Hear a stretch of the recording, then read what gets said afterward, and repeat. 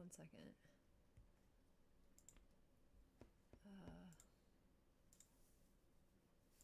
Okay. That's weird. Okay, so hold on a second. I'm here. That's that microphone. Okay, mute that for a sec.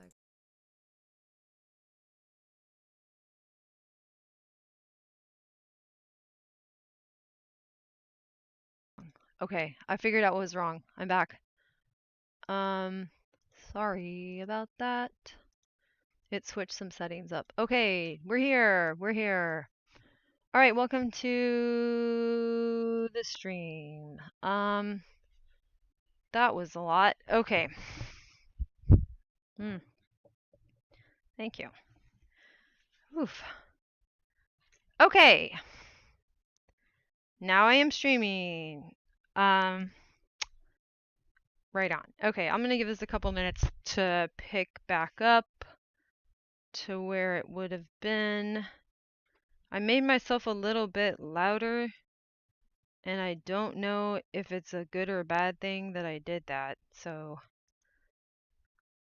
I may have to listen or ask. I'll just ask chat if I'm like stupid loud, but hopefully I'm not. Okay. Cool.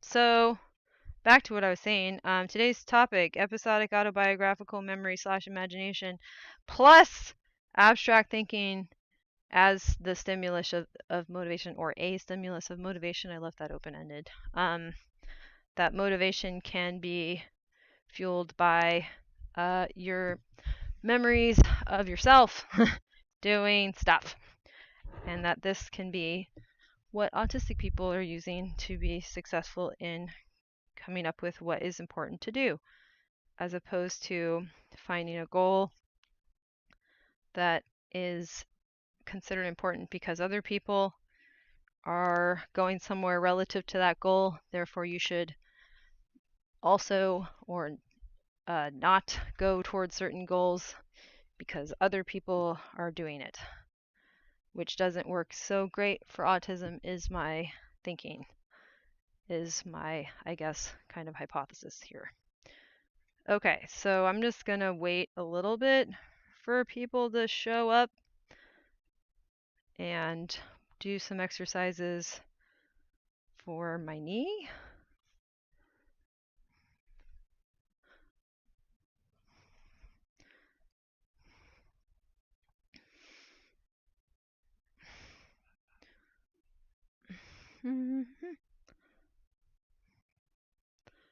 And we'll see who wants to come through for the stream.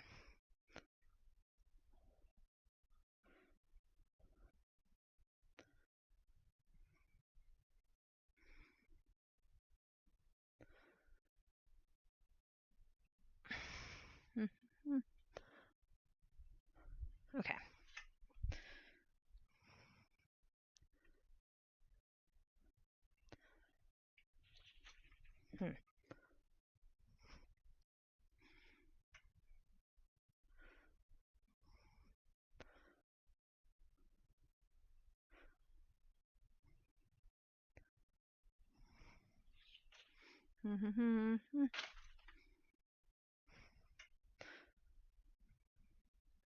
I'm doing exercises for my ballet stuff.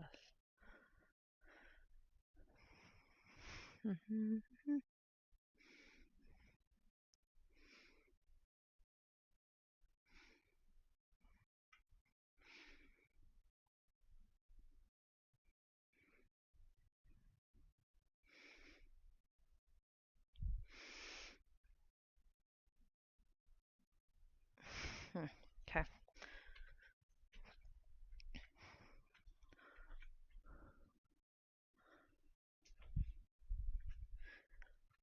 Okay, so yeah.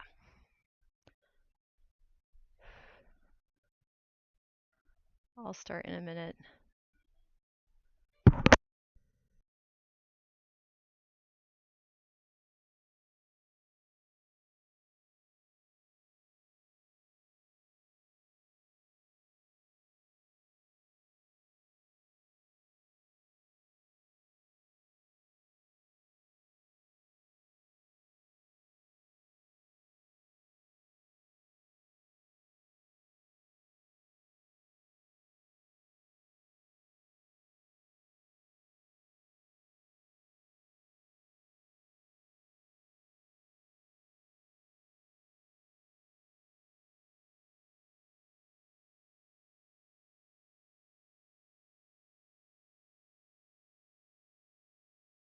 All right, let's start the stream.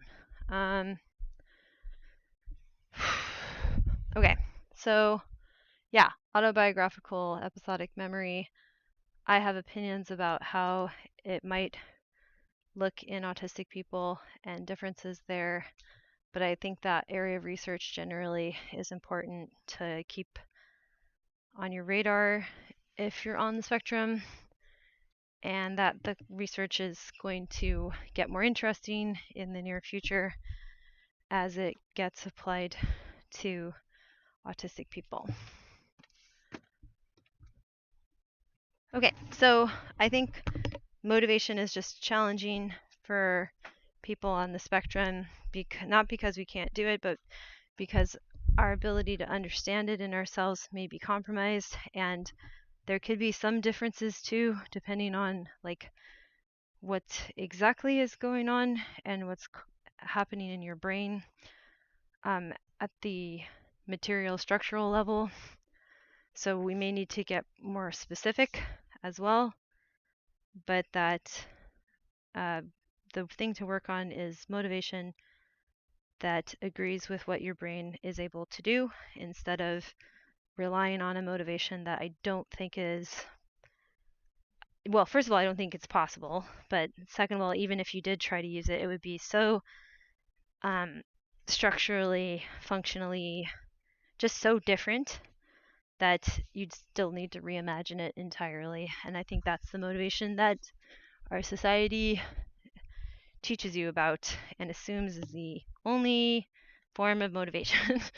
It's the one that doesn't really make any sense for autistic people, either like in a conceptual like framing that somebody says, oh, here's a bunch of metaphors, this is how I understand motivation, that this won't land with autistic people and maybe some other neurodivergent people who have a similar problem materially, structurally in their brain, and that you need to phrase it totally differently to access the kind of motivation that we do use, or the system of motivation that we use. Maybe that's the best way to put it.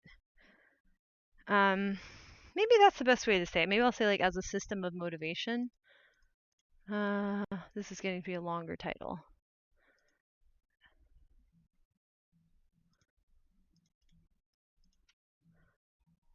As an alternate, well, as a system of motivation. Okay, that didn't get that much longer. Okay, I'll shrink it down just a little bit. Perfect-ish. Okay, so that's what I want to talk about. That's my idea that I'm working on.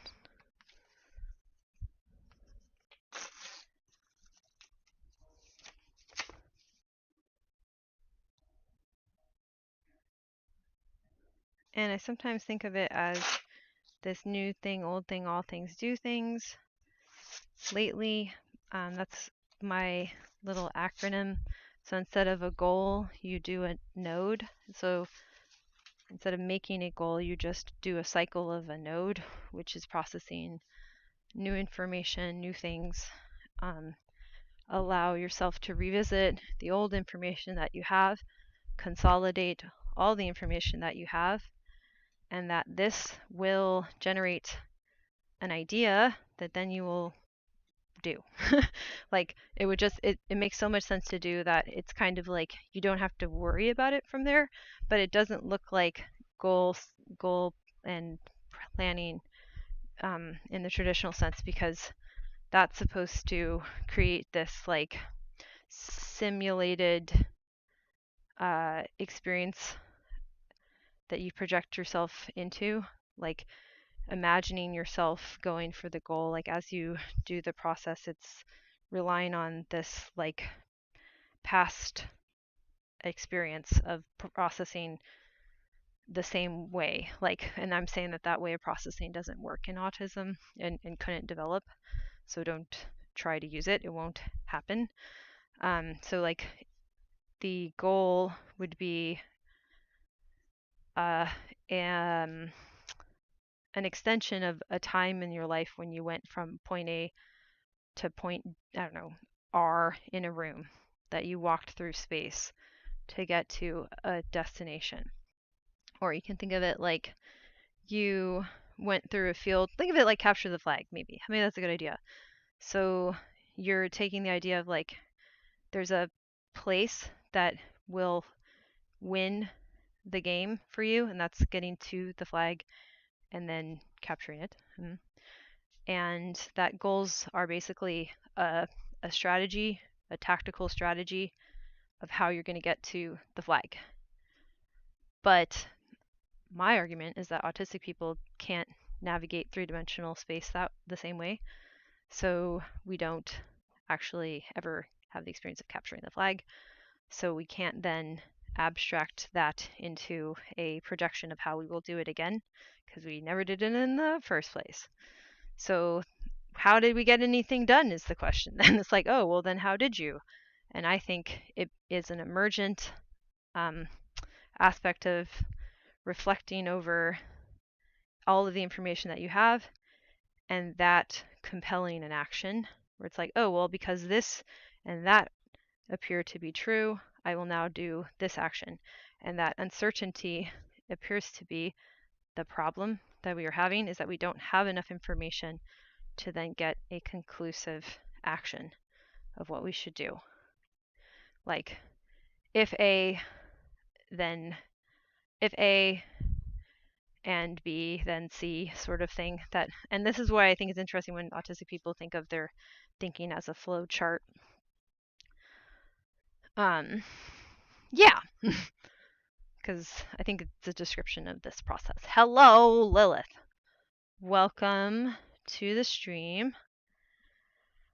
I had a little bit of a back injury this week, but well, upper back, upper spine, not a big deal, more of a muscle strain, but I've just been kind of like recovering from that, so don't mind me. But I am back now, and it's getting better, and we're here to work on stuff.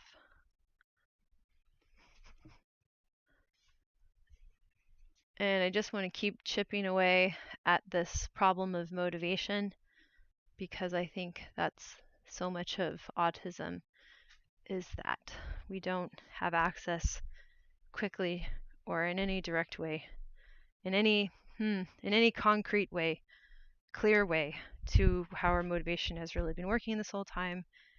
And I think it works by node. So yeah. So take a few minutes, if you will, look around your space. Please try to find the new things in the space if possible.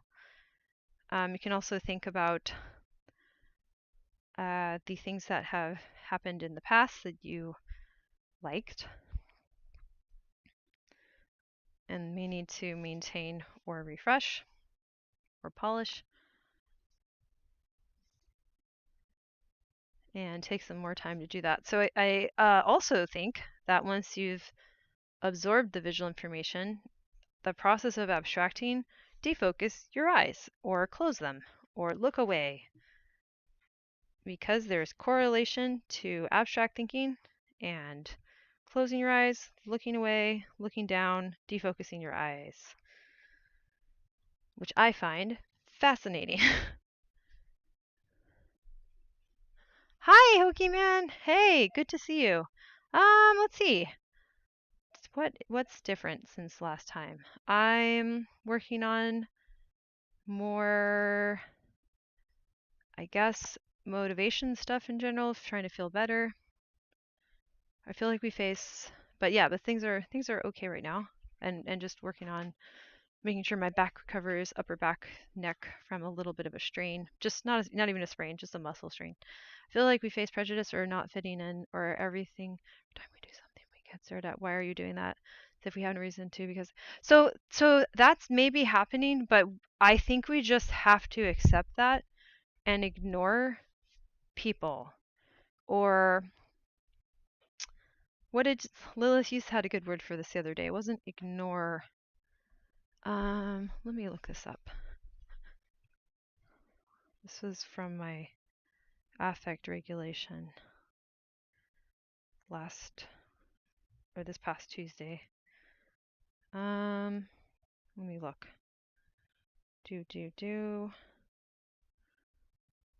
Okay. It was dismiss. Yes. So this is what Lil said. This is who you are and what you found that works for you. So in response to like what I needed to do. And then train and practice at, they crossed out ignoring. Not ignoring, but dismissing. So train and practice at dismissing the objections you are correctly where other people would raise because they are not sound. The objections are not actually sound. Then continue training and practicing the things that you need to. You are not them, you are you. Also, they are not you, they cannot know. Which, yes.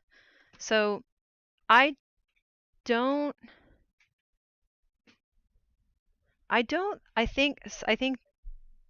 the most important thing here is to tell ourselves nothing horrible is going to happen if we practice dismissing that.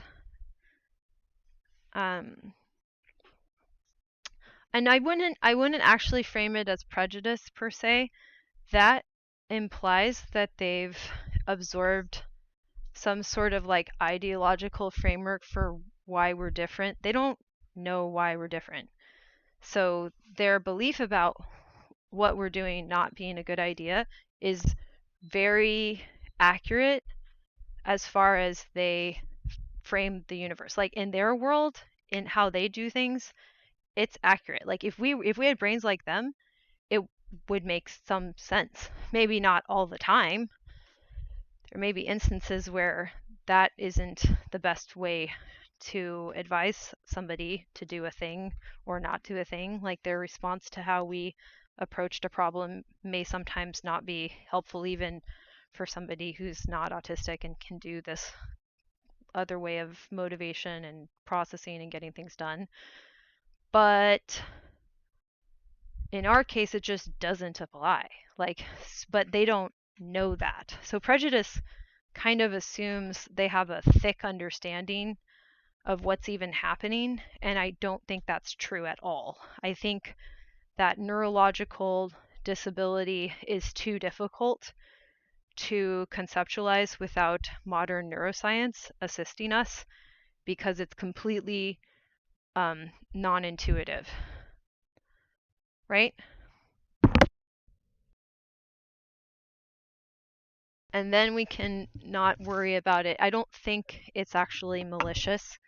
I think some people are bullies, and I think bullies may see us as an easy target because we are weird and doing things weirdly, but I don't think your average person is a bully. I think bullies are the minority. So I don't think it's, maybe you can argue there's some amount of ignorance there, but I also would say that like we just barely are starting to understand the brain enough sufficiently that something like a neurodevelopmental disability can be accurately explained or framed or understood. I don't think that was possible. We're not even really there yet, right? Like think about how much extra work I'm doing to try to get closer because we're not really there.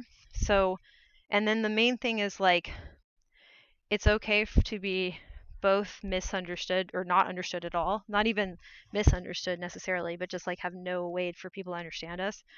And also it's okay for people to have no way to be able to accept us because they just don't know what we are. Like, or even some people may have experiences with something similar to us because the neurodevelopmental disabilities are so confusing and they may mistake us for a different category. We can even have this problem in clinical settings where, well, this goes for all neurodevelopmentally different individuals. We can get confused for each other and then be given, even out of these tools that are brand new, a tool that is not so helpful for how our brain works, but is helpful for a different neurodevelopmental difference or disability. I would say disability. I think it's fair that these differences have disability to them, and we acknowledge that without it being a problem. Like, what's wrong with being disabled? Lots of people are disabled. Tons of people are disabled. There's lots of ways to be disabled. We just happen to have the disability inside of our brain, and that's okay. Like, why shouldn't that be okay? Do we need a clear plan of what results looking like for a particular outcome from a choice? I feel like I'm wandering around. So no, we don't. We don't. We don't, in my opinion, unless if, now here's the thing, Jamie, what I just said, you might actually have a slightly different or even a very different neurological situation than me. I'm suggesting that some people can't use a plan because they've never had the ability to plan in that sense. They've never experienced going to a destination successfully based on keeping track of where they are in steps towards a goal. So the plan is like the steps laid out. It's possible some people have no concept of that, even though our culture has a very ingrained and entrenched reference to that process, so that all of our language continuously reinforces that that's how things get done. I'm suggesting that not everybody has that. You may still have that intact. I don't think I do. So I don't worry so much about like the result. I think about what I believe should change about an aspect of the world that I'm interested in. So maybe that aspect is located in myself, right? So let's say I want to work on my ballet technique. It's not that I have a clear plan of how I'm going to work on that technique. I never have. It was just like I want to do the things that appear to be the most rational and reasonable and likely to improve the construction of my body for the capacity of doing ballet, to improve the capacity for me to do that. So I think we need confidence, or at least if you have a similar brain to myself, what I'm looking for is confidence that what I will be working on will improve via doing this thing, doing some behavior, doing some action. So I think I just need to know what do I want to improve? Like, what's the thing I'm interested in building better? To reach the end. Would I ever be able to reach the end? Well, unless if you're different than me and you can actually go from point A to point Z and reach an end, I don't believe I can do that. I don't believe that's a process that I have in my mind at all. Where someone goes, you did the right thing, congrats, here's your outcome that you needed. Oh, thank you for supporting and letting me know that I should or needed to do instead of just watching me and judging me as I fail until I accidentally need it. But in your mind, you're just looking and going, guts out. What's he doing? Nothing. Thanks for guiding me. Thanks for telling me what those things I need to do were. But see, so then, but okay, whatever they want me to do in order to not be sending negative judgment vibes, they don't tell me how to avoid. They don't know. They don't think that way, right? They don't know. That's not how they navigate, okay? So they can't tell you where you go to avoid judgment because they do that in real time. There's no plan. The plan that they formulate in real time is based on all of the times they've navigated through a social environment with other people who have other goals. They've done that over and over and over and over again. So now when they look at the situation, they then decide, oh, based on my past experiences, I'll modify this, I'll do it like this. They also would be able to project forward in space to think about like, okay, this is how people will probably move around, so this is what I'll probably do. Like they actually imagine all of the interactions based on all of the times that they've gone through like a social landscape. Yeah, it's just like moving through a landscape, or it's very similar to moving through a landscape, I'll say. So then why should you, okay, Jamie, listen to me. If you can't navigate it, and that's your disability, why should you? So let's say somebody's congenitally blind, and they're like, well, I can't paint the sunrise. Why should this person paint the sunrise? Because what you're asking for, if we're right, and this is at the level of complete disability, right? what we're asking for is a sighted person to literally take the person's hand and paint it for them, moving your hand around, right? If society demands that of you, then I guess that's what we're going to have to ask somebody to do for us, is to literally just move us like a rag doll through it while we see and perceive and learn nothing, because we don't have that capacity neurologically. So if that may not be the situation, I could be totally wrong, but if that's the situation and that's analogous, what you're trying to do or even hope for is weird and cruel. Like why there has to be something, anything that you can do with your life that isn't that, because that's, if that's analogous the way that I'm saying it is, that's insane.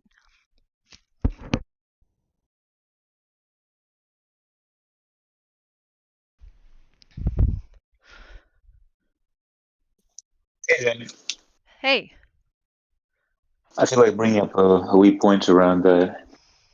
It's just something that kind of makes me think of perhaps the feelings that is it Jamie is feeling in this. It's that I think the sentiment so far with how society's come in a lot of places is that if you're disabled in specific ways, then it's sort of like you're basically told to pull your weight, or that's Yeah. how people see it, and then you're incentivized to push, and if you can't, people won't say that outright, but then in some of the worst times in history, it's being used as a justification to get rid of anyone who is, not capable to, well, we could say like, serving the needs of the state or whichever group sort of like, at the highest inning. So Yeah. that's why it's sort of like cruel to internalize that within yourself Yes. because, yeah.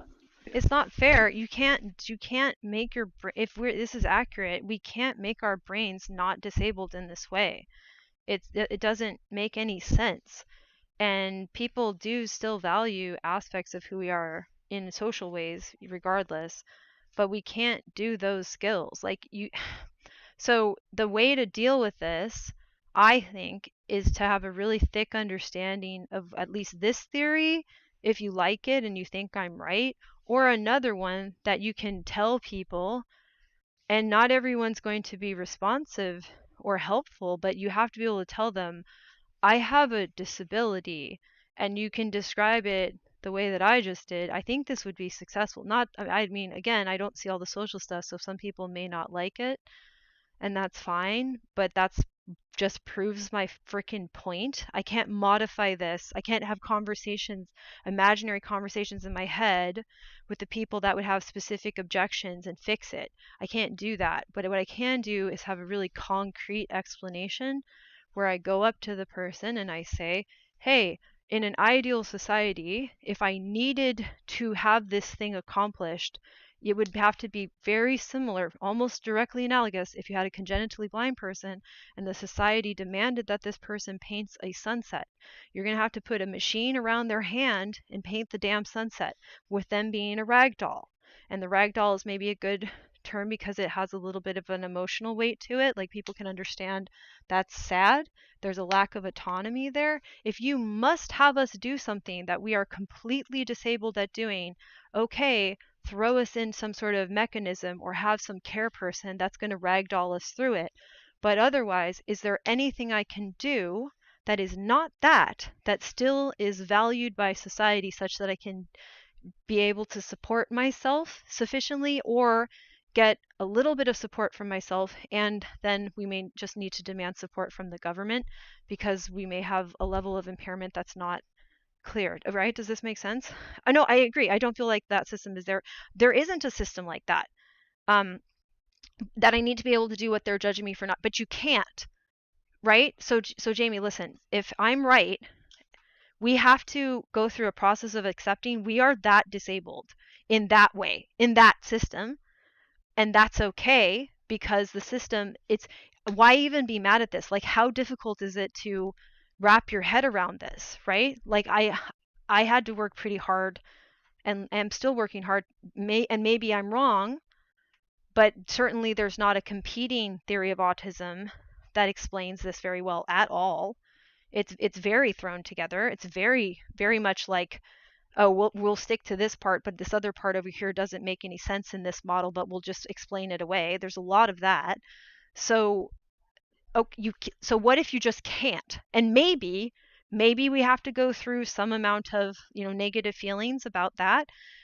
Similar to, like, sometimes I was listening to something about schizophrenia. Some of the people that are treatment compliant and really trying are at highest risk for ideations or possibly self-harm or suicide, because when they realize they have a lifelong serious mental illness that they can't reliably uh, control at this point. We don't have the ability to keep that person out of psychosis reliably all the time. Like, sometimes it just will fail, right? That can suck so bad that people just don't want to do it. Like, that's really hard. And I think it's really hard for us to be like, oh, we're very in a very specific way. Granted, there's lots of ways I think we also are not disabled, but in a very specific way that's difficult for society to understand, to even accommodate it, or change their expectations put onto all people. They can't put the same expectation on us, but they still do because it's hard to understand this.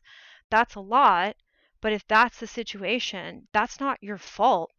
And you can't, it doesn't matter if people judge you for that. They're just wrong, right? Does this make sense? I know that you get a little more stuck on the negative aspect of this.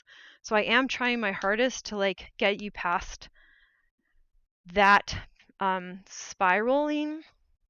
I don't know if I'll succeed, but do you understand, like, this isn't your fault and it's not their fault. We're an extreme minority. There's not very many people with brains like this, right? And, like, I just want you to know that, like, I don't know, like, they're not doing it to be mean to us. They're really not. They're really, really, really, really not. And sometimes I think if we go through, I'm working on this myself. I get mad at people too. The more tired I am, by the way, the easier it is for me to get mad. And, like, I'm sure Kyle's heard it. I'm way more doom and gloom at night. So I do want to also, like, be considerate of that and what time that you usually get to interact with the chat. But it's like, it is pre-constructed, but it was constructed by the majority of people and not always in the best ways. I get really mad at a lot of it. Like, sometimes it just seems like it's creating some of the worst problems that we have. And because we don't have this acknowledgement of how our brains work, that would also accomplish what we need, which is people understanding our disability accurately, right? So that they don't demand things that we are disabled at as a universal expectation, right?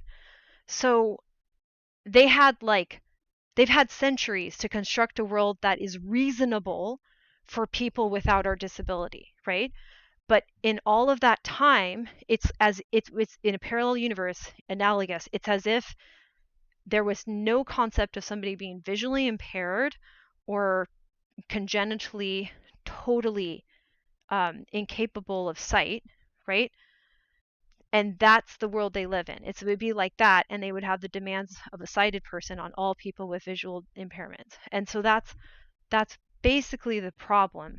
And it's like, wow, that seems ridiculous. But it's not, because this is happening inside of the brain, and behavior is very confusing um, for people to build an accurate model of. So I don't think it's anybody's.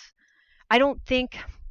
I don't. Okay. I think if it's possible, granted, like, try this again when you're fresh, right? When you've had sleep and you're feeling a little bit more um, supported just by your body being um, fresh and recovered and hydrated and all these good things, right?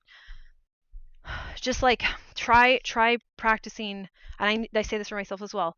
Like, they're not doing this because they want us to feel bad about our disability. They really don't know our disability exists. And even so far as they see signs of our disability, like, you could, in this hypothetical world, you could see people running into everything left and right. They've come up with a whole bunch of explanations for that. That's, again, come from not knowing or understanding that our disability exists. So they acknowledge the effects of our disability, but they explain it in ways that don't make sense. They're even extremely ableist, or you're not actually disabled. They just don't understand, okay? So like in a world where visual impairment was impossible for people to conceive of because it was too complex, they would come up with a whole bunch of reasons for why the visually disabled or impaired person is crashing cars, running into things, all this stuff. Yeah? Because it's frustrating. Yeah. And they're getting angry and upset because we do get in their way while we're being disabled in an environment that has expectations and demands that completely conflict with their disability. We absolutely are creating problems when we're stuck in that situation. So it's understandable, okay? So we have to be able to work from there. And I'm going to pivot a little bit from this too to suggest how we can start doing that right now. Let me grab a little sip of water. I'll be right back.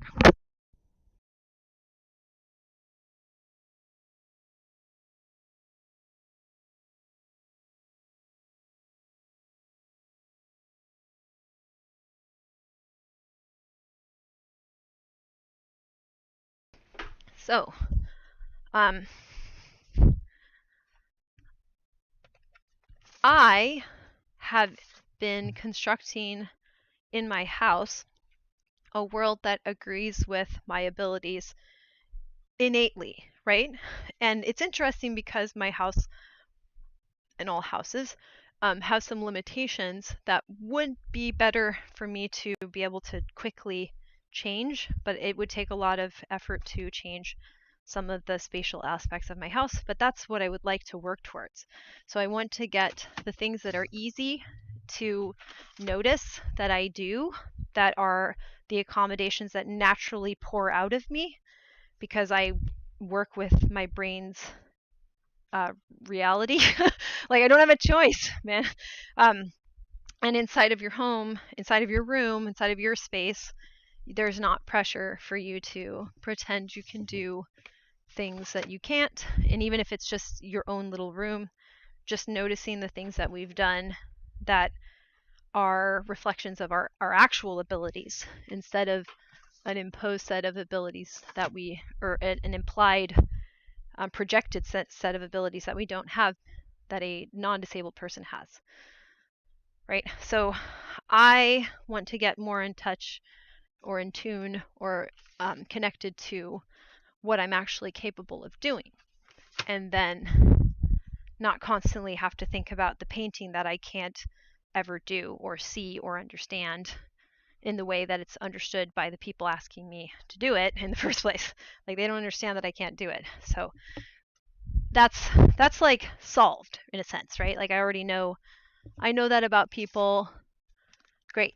You know, they'll continue to do that. And a couple people will probably leave open some mental space to try to understand what they're seeing instead of go with the most obvious explanation, which is this person is doing something on purpose or blah, blah, blah, whatever it is, whatever it may be, right? So I like people that leave open the benefit of the doubt. Those are cool. I can kind of spot them. And everybody else doesn't matter because they can't. They can't, right? Like they're asking me to do the painting, and that's cool. But so look in your room, look in your space, and look at the stuff that you like that you've done, and start to think about, well, why did I do it like that? A good example for me is I have clear bins for my clothing, and it's not even exactly where I would like it to be, but the clear bins are nice because they're interchangeable. I can pull one all the way out and pull another one all the way out and switch the order of the clothing inside of it if I wanted to try to have a different relationship. But it helps me to see my clothing quickly and then make decisions about what I want to wear. So I really, really like that.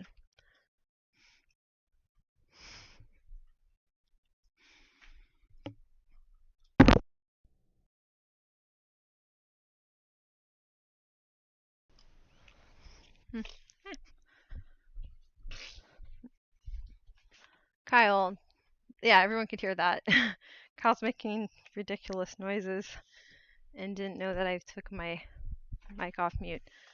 Um, yeah, so you know, um, okay. So, la la la la la. What else did I want to focus on today?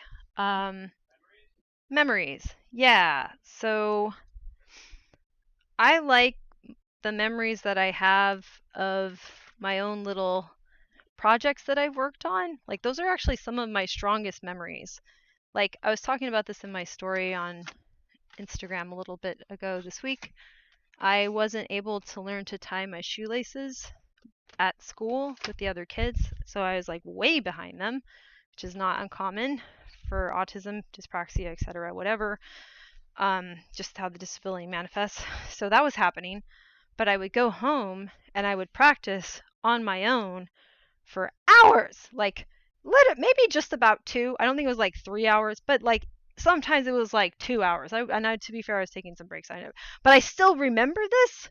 I remember the time alone practicing, and then there was the day that I got it. And I didn't do it the way they taught me to either. I made up my own way to tie my shoelaces, and it works pretty damn well, which is exciting.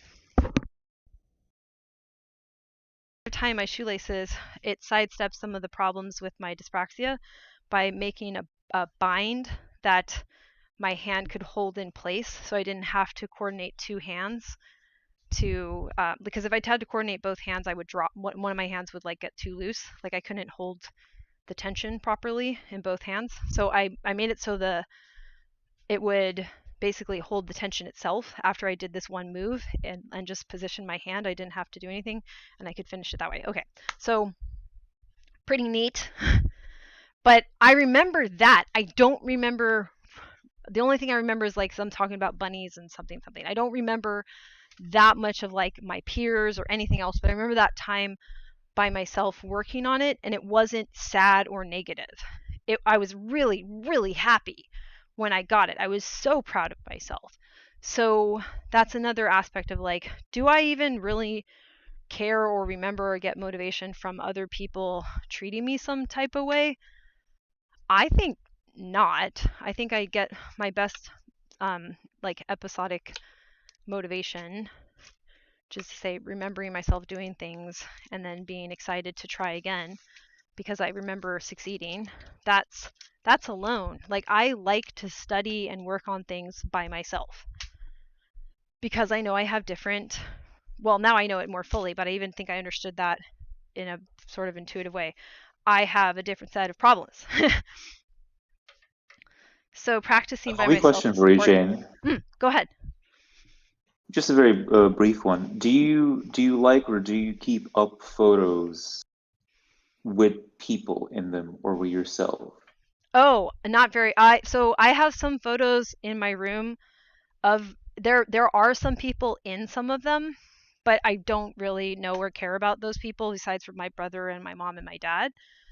But there's like some pictures of me at ballet intensives, and I more have the photo because I think it's a photo that reminds me of going there. It's very not the point that, and I don't say this to be rude to these people, but like I barely know the people in the photos with me. It's not because I had a special relationship with the people. It's just like one of the nice photos I have from that time. So yes, I have some up on my wall with other people, but they are not why those photos are up. I guess I was curious, maybe. Well, I guess just I was curious in general what you'd say, because in my case, it's like my mom, for example, she liked taking a lot of photos, and then she wanted to put a lot of them up on the wall in some kind of like strange representational way. Hmm. For some reason, I still can't understand, for the to represent the family, for other people to see as well. And now I've been the opposite, where I've never had any incentive at all to like take pictures of myself or even like together with others. And so lately I've been trying that out maybe, and I'll see Yeah. if that changes. But I've never had the impulse, but I notice a lot of people do, and I've always wondered what's the difference? Yeah. Why? Yeah, I've thought often because for context, my walls are covered in quotes that I thought were helpful at different periods of my life, images of like artistic I do have that. I aesthetics. have the same thing too. Yeah. I've got like lots of quotes from mangas and different things Yeah. as well, but not pictures, but not Yeah. pictures from the past, from my own Yeah. past. Yeah. I have pictures in the past. I have some of in childhood. I particularly put the ones up where I'm regulating during the photo by crossing my ankles and grabbing my own hands and twisting myself into a little pretzel. So so like I have things that are reminders of how I was feeling, thinking, experiencing, like reminders that I had those experiences, and there happens to be other people in a few of them. But I've often looked at those and thought, I wonder if a normal person would walk in here and be like, oh, you wanted to remember your friendship with those people, and that's not why those are up at all. They just, like, I would post the same thing if it was just me, right? But I just, the better, the cuter, better, nicer photo where I like how I look in the photo too is how I pick it. And who knows why I like one over another. I don't know. But there's not really a connection to the other people. So take that for what it is. And there's not a lot of those photos. There's like, I have a little section by my light switch with those. 1, 2, 3, 4, 5, 6. Most of them are me as a little kid. It's like probably 10, maybe 12 in total in my room. There's also one photo that was given to me by my third grade teacher where she made an elephant like frame for it. Like she painted it. She was really cool. She was very, very cool. And like my other classmates are in it, and I'm off to the side of all of them, and you can see I'm not connected to what's happening, right? And I really like that photo. It has nothing to do with my classmates. If anything, it's like seeing and remembering what that what that dynamic was on my end, right? Like so it's yeah. So I don't I don't know if that like helps a ton. I'm gonna get more water too. Everyone should drink water. Um, yeah, but it's something I'm conscious of that like, oh, this makes me look a little bit more neurotypical that I have some photos up where there's some other people in them, but it's really not about that. To be honest, I guess I've never assumed in a sense, or I don't specifically think that it's a neurodivergent thing even. Because it's interesting, right? Because like the photos are callbacks. They do recall memories. Because I sometimes, if I happen to just be on my phone and for some reason I'm looking down photos and I happen to see some of the old ones, then I do kind of get a hit from that. And I think, needs of approval or acceptance or validation in some ways, they're just as real for us to certain extents. So it kind of gets me wondering, in like a better childhood or in a better sort of like living environment, right? In some ways, we'd still have like those needs to some extent in certain ways equally. So then maybe the photos wouldn't be such a, there's nothing sort of like wrong or like with putting them up. I don't know. I don't know if there's more of an impetus, I guess. It's just because sometimes I feel like, I don't know, I personally feel like I'm always maybe pulled towards like, the present or the future, things that need to be done. I often sort of, I guess, maybe don't dwell at like very fixed points in the past as much in some ways. Mhm. But yeah, I don't know. I don't know. I was thinking too, like photos are helpful sometimes for me to reassure myself that I can look normal because I also have a hard time not making a weird facial expression in photos, which was not awesome growing up because, they make you take a picture every year for school or whatever. So that was something I did not like. Um, so occasionally I've had photos where I look like I'm smiling in ways that I have a harder time achieving. So it's like almost like it's almost like a little uh, memento of like, look, my face looks like a happy face. That's great. I see. I think that's actually a bit relatable as well. I feel like I feel the same way sometimes when I look at some like really old photos of myself. And I'm sure you probably feel the same thing. Like you've seen some of them and it's like you're maybe like shocked by the change, right? Yeah. In some ways. Yeah. Yeah. So yeah. But yeah, I don't know. Photos are interesting. I don't always look photo ready, that's for sure. I think it sometimes depends on how I'm doing. Like, there's definitely times where I wouldn't want to be on camera because my daily living skills are not so hot. But that's interesting, isn't it? The fact that you bring up the notion of photo readiness, right? Yeah. And then this obviously like makes me think of like the the sort of the whole ambiance of how photography is done nowadays, especially when it's so accessible on phones. So you connect that to social media, right? This idea of like again, I feel like capitalism brought in the competition of like Yeah. this notion of photo ready. But I think like what I've been finding out, like just recently with my new group of friends, as I'm starting to branch out, it's like it is nice to take photos of just like when you do sort of meet out now and then and very random stuff. And it's actually even, it's nicer sometimes when you don't announce that a photo is being taken, right? And if Yeah. you're okay with that, Yeah. because I think ultimately what it should be is being able to accept ourselves, right? And us Mhm. accepting other people, Mhm. regardless of how they are, in which state. And that's ultimately, I think, what matters. And maybe, because I think in the past, I didn't like my photo taken, specifically because I think I was okay with myself, but then I was aware that, oh, people maybe didn't care for how I looked, in this Yes. specific way or what I was Yes. doing. So Yes. then I would be like, my mind was preempting that, oh, I get a hit of rejection. So I wouldn't want to do that in a sense. I wasn't incentivized to do it. Yeah. But things can change. Yeah. Yeah. And sometimes I think I have thought of myself as ugly because of responses people might have to me at times that I think are confusion around my autism. So I would criticize photos to look for why I was getting negative reactions, right? And that's interesting. That's a whole thing that might also be just like socialized a little more into women also to pick yourself apart in photos.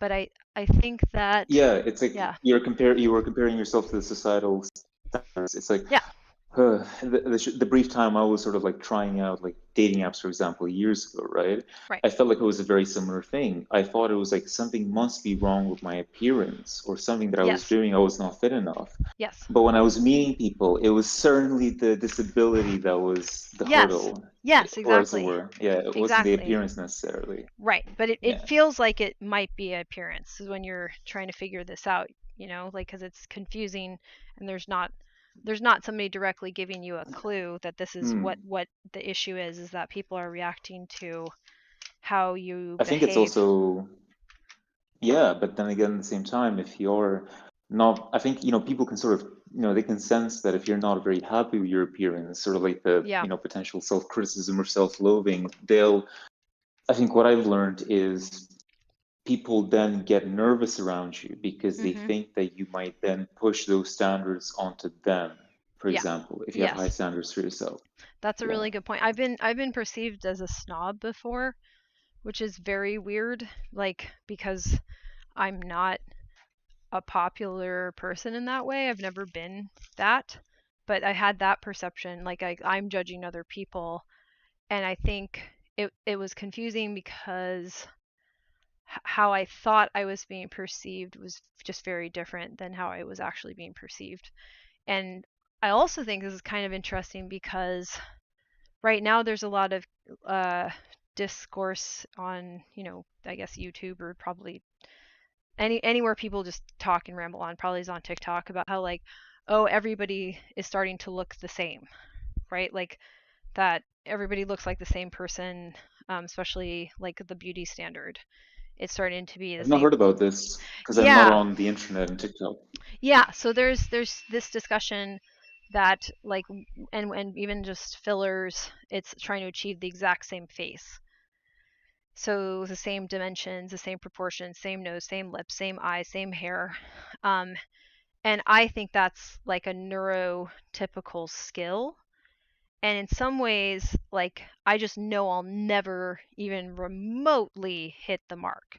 So I wouldn't even bother. Like, like I was like, even if my face were capable of looking the same through this and that intervention, I can't I can't see what's important about the face to mimic it in the first place. Like I can't understand why that's happening or why I should care about it. It's not really like accessible to me to Well, understand. yeah, I feel like the way, well, at least from what I understand, it's like it's actually a classes sort of thing where it's like the upper classes, right? They set the quote unquote the Ah, fashion. Then it yeah, yeah, becomes a yeah. big competition game for Right. people lower down to obviously push up in Mm, the ladder of superiority. right. But then, Mhm. they'll claim that it's their skill or their natural innate thing but what they don't say is like the station that they started. It's like you're entering a game or a race, but Mhm. then everybody like say that they kind of started from scratch. They all started equally, but people are hugely in front of you, Right, right? right, right. But they obviously look bad on them if they win, quote unquote, and then they'll, you know what I mean? Yeah. Yeah, yeah, yeah. I think like even a person's face becomes the site of like a competition to some sort of finish line. It's like the Olympics of your features being in the right place. Like what? Like so and I mean that's sort of interesting to me because I say that for me autism means I'll be Well, at the wrong yeah. place at the wrong time with the wrong stuff, and now the wrong stuff, wrong time, right, wrong place is literally your facial features. Like a YouTuber that I like, he said this one thing one time that a lot of the common things people wish for in society, right? People want to be like they want to be a billionaire, they want to be super beautiful, or they want to be like really successful at this one thing. They often tend to be a cover for a deeper desire, right? So Uh, if somebody wants to be super influential with social media, it probably hides a deep-seated need to be loved, I would imagine, and insecurity around acceptance, right? huh, I would think. huh. That's interesting to me. I think, huh.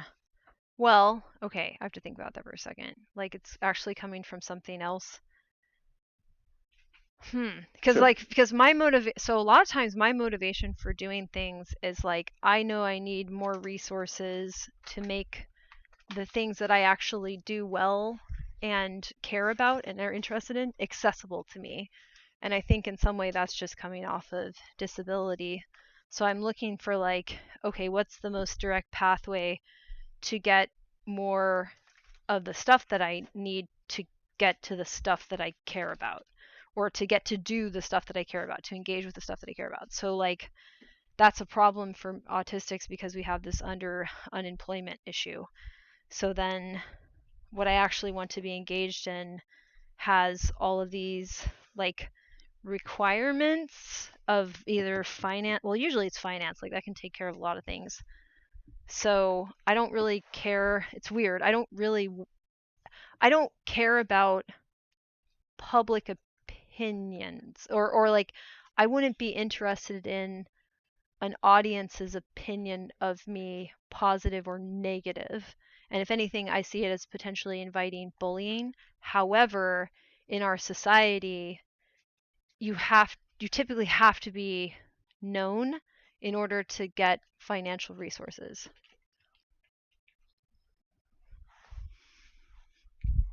Yeah, that seems accurate.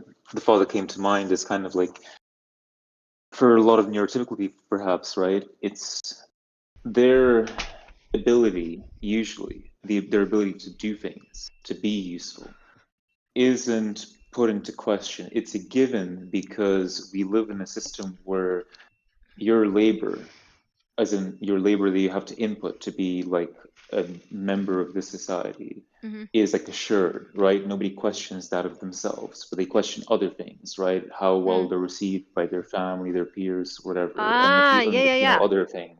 Yeah, yeah. Yeah. But for us, obviously, we kind of realize if it is, if other people see it or if we say it outwardly, but like we realize that our ability is just simply not the same as other people, so we have bigger problems to worry about. Like those are the primary issues. Yes. So other issues become secondary. Yes. Yes. Yes. If Yeah. even, I well, hmm. I have to think about this too because it's the idea of like acceptance is very weird to me. I don't. I have to think because like, do I Let's care see. about acceptance? I wrote down something like some guy, Tim Fletcher. He's like a CPTSD specialist. He wrote down 12 different needs that people need for like wholeness and emotional well-being. I think acceptance was defined as the need to be accepted for who you are without judgment. So I think in that it implies not being shamed, right? Right, And right, not being right, right, right. ostracized. I don't even mind. Okay, I don't mind judgment if it's accurate. That's like constructive feedback. What I don't like is being scapegoated or being projected onto with. I don't like being perceived as But something are that. you Go ahead. Are you That. like describing the difference between like, well, because like guilt and shame, right? You said that judgment is okay if it's accurate, but that sounds like if you are you basically saying that I'd be okay if I did something wrong and people pointed that out, right? Yeah, I think I'd But want to that's but know. that's right, but that's different. But I think what like shame, contrary to guilt, is that people think your whole existence is wrong. It's not about something that you did, but rather what you are and who you are, Right, right?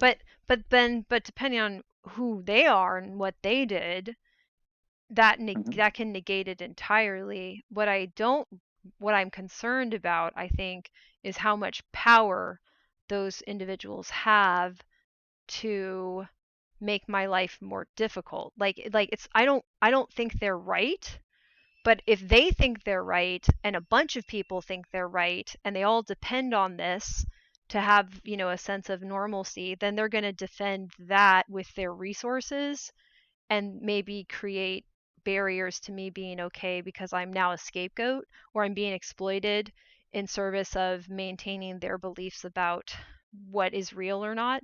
So if I think someone's, I don't know, I'm going to judge them right back. You see what I'm saying? I'm like, okay, you're going to judge me. Well, what's your deal? Okay, well, you're not somebody, I don't subscribe to this person being an authority because I think they're simply wrong. So them being that then the only issue is like how much control of the environment do these people have? That's my actual problem. So then that's how I've Well, they can have a perceived lot. it. Yeah. They can have a lot. Yeah. Right. Right. I So would yeah. know. You actually told me something recently in the story about the shoelaces. I Mhm. commented something that I felt personally, and you said that it's like, what did you say? Oh, right, because I was saying about the difficulty of putting my truth first Mhm. sometimes, Mhm. Mhm. in front of what other people may say about like, how I'm doing things, the way that I am, right? A Mhm. lot of people can be convinced that they're right by the powers that be, by them grouping together because Yeah. it's more convenient. They might actually be aware that like they don't believe the things that they're saying, but they're still casting judgments because they know that the power of like communal influence is going to get them their way, and they're going to more so push me out. Yeah, I that's Right. true, but then still it doesn't make you wrong as a whole or what you did wrong. Mhm.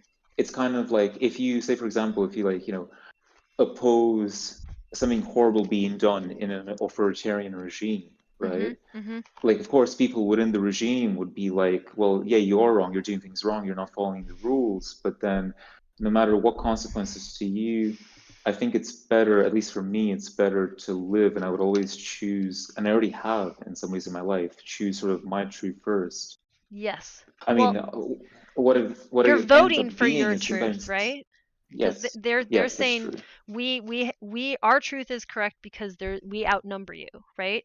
And I'm saying I Hmm. don't care if you outnumber me. Who gets punched in the face by reality when we stand up and say this is how things are, right? And I don't I don't want to live in a society that tries to just bully people into pretending something is real when it isn't.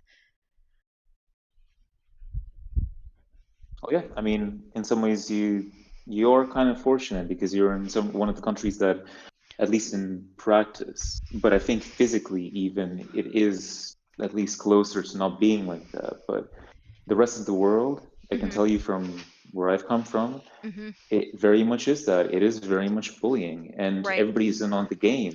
And if you push against that, like they'll hate you because then they'll mistrust you because they'll think that you will try to sabotage them or rat them out to like the police or something. Right, right. Which is, yeah, that's a lot of pressure. And I don't, it's weird in America too. We still have this thing where you're supposed to play a game, and but it's like you're supposed to say that it's a meritocracy game, right? That some people deserve to have control over a system where they aren't actually democratically elected, because we're supposed to be a democracy. So we have belief in the great man and just like magical people. We have a lot of magical thinking. We have a lot of cults.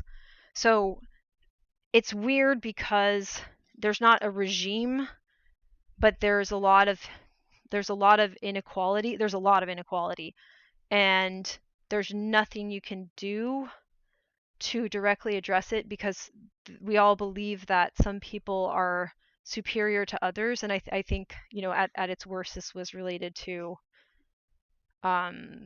well, several civil rights issues that intersect. But like we believe in superiority of some people over other people, and we've put it into structural institutions. We've institutionalized it instead of making a government regime. Yeah, I see what you mean. It's I think yeah, what's at the core of it, I was listening to some videos today. I guess this is some pretty esoteric stuff that Kyle would like. Within alchemical and esoteric texts in the past, talking about the golden ages of Saturn, right? Hmm. Which is sort of, I suppose, to kind of link this to this discussion. It's this notion that there seems to be this idea that inequality and equality is always this thing that kind of like exists in this dance. And like, for example, like in the past, right? They used to have these festivals like the Saturnalia. And what would happen is that the roles, right, in societies where you had slavery, massive inequality by the people in power, they would institutionalize these brief periods where like the roles would be reversed, for gender, Mhm. for social class, Mhm. just simply to air out tensions. But Mhm. then, of Mhm. course, what always happens is that people, like, it resumes back to the same old things, right? And of course, the people in power benefit from doing so.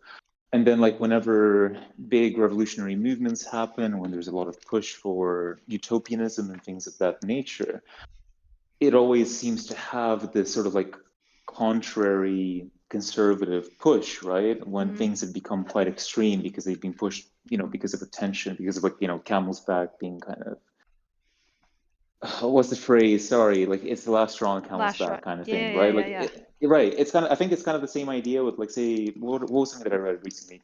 The sexual liberation movements, right? Mm. Where I think there's a trend that they found where it's like, there's a period of like conservative control, then it really boils over, and then there is sort of like, huge liberation movement, but then it kind of goes back a bit into conservatism, and then the cycle sort of like repeats itself. Right. And that's a way of coping with a structure that isn't working, where you say, Yep.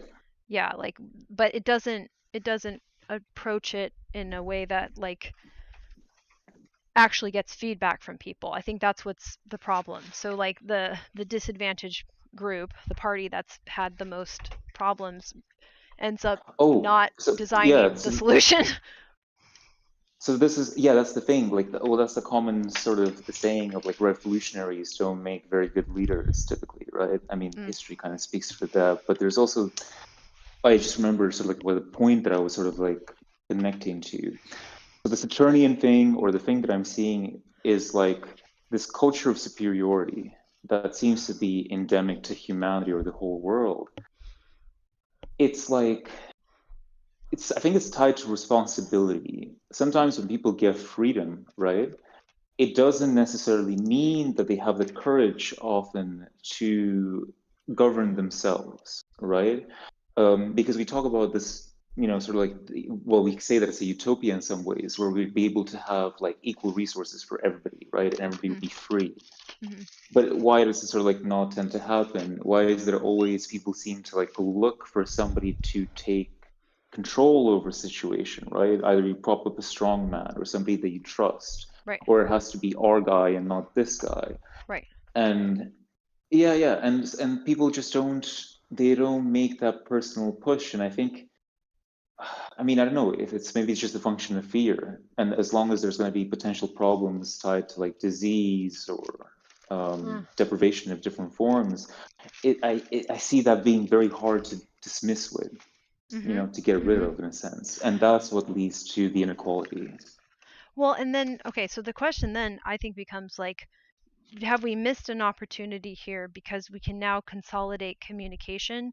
So even just outside of AI making this more like comprehensible, we've been able to do this sort of data analysis and consolidation and summing in very quick order, like almost in real time, a number of experiences or um, a number of outcomes, we'll go with that, and say like, okay, well, if these outcomes keep happening, what else is true about the environment? And then you can start to decide what is causal, right? And what's correlated. And then we could make decisions based on that. Like if most people agree that this outcome is desirable or not, and we see an obvious barrier or enhancement to that outcome, we can give people resources or at least access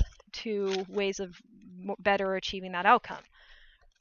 So why aren't we doing that? I don't like why. So the leader, the great man, or like this figure that's supposed to be omniscient and omnipotent, is actually kind of accomplishable just by all of us being summed into a data set that we then you can have competing theories, you can have competing hypotheses of like why something is happening, but then you can go test them immediately. We don't test shit.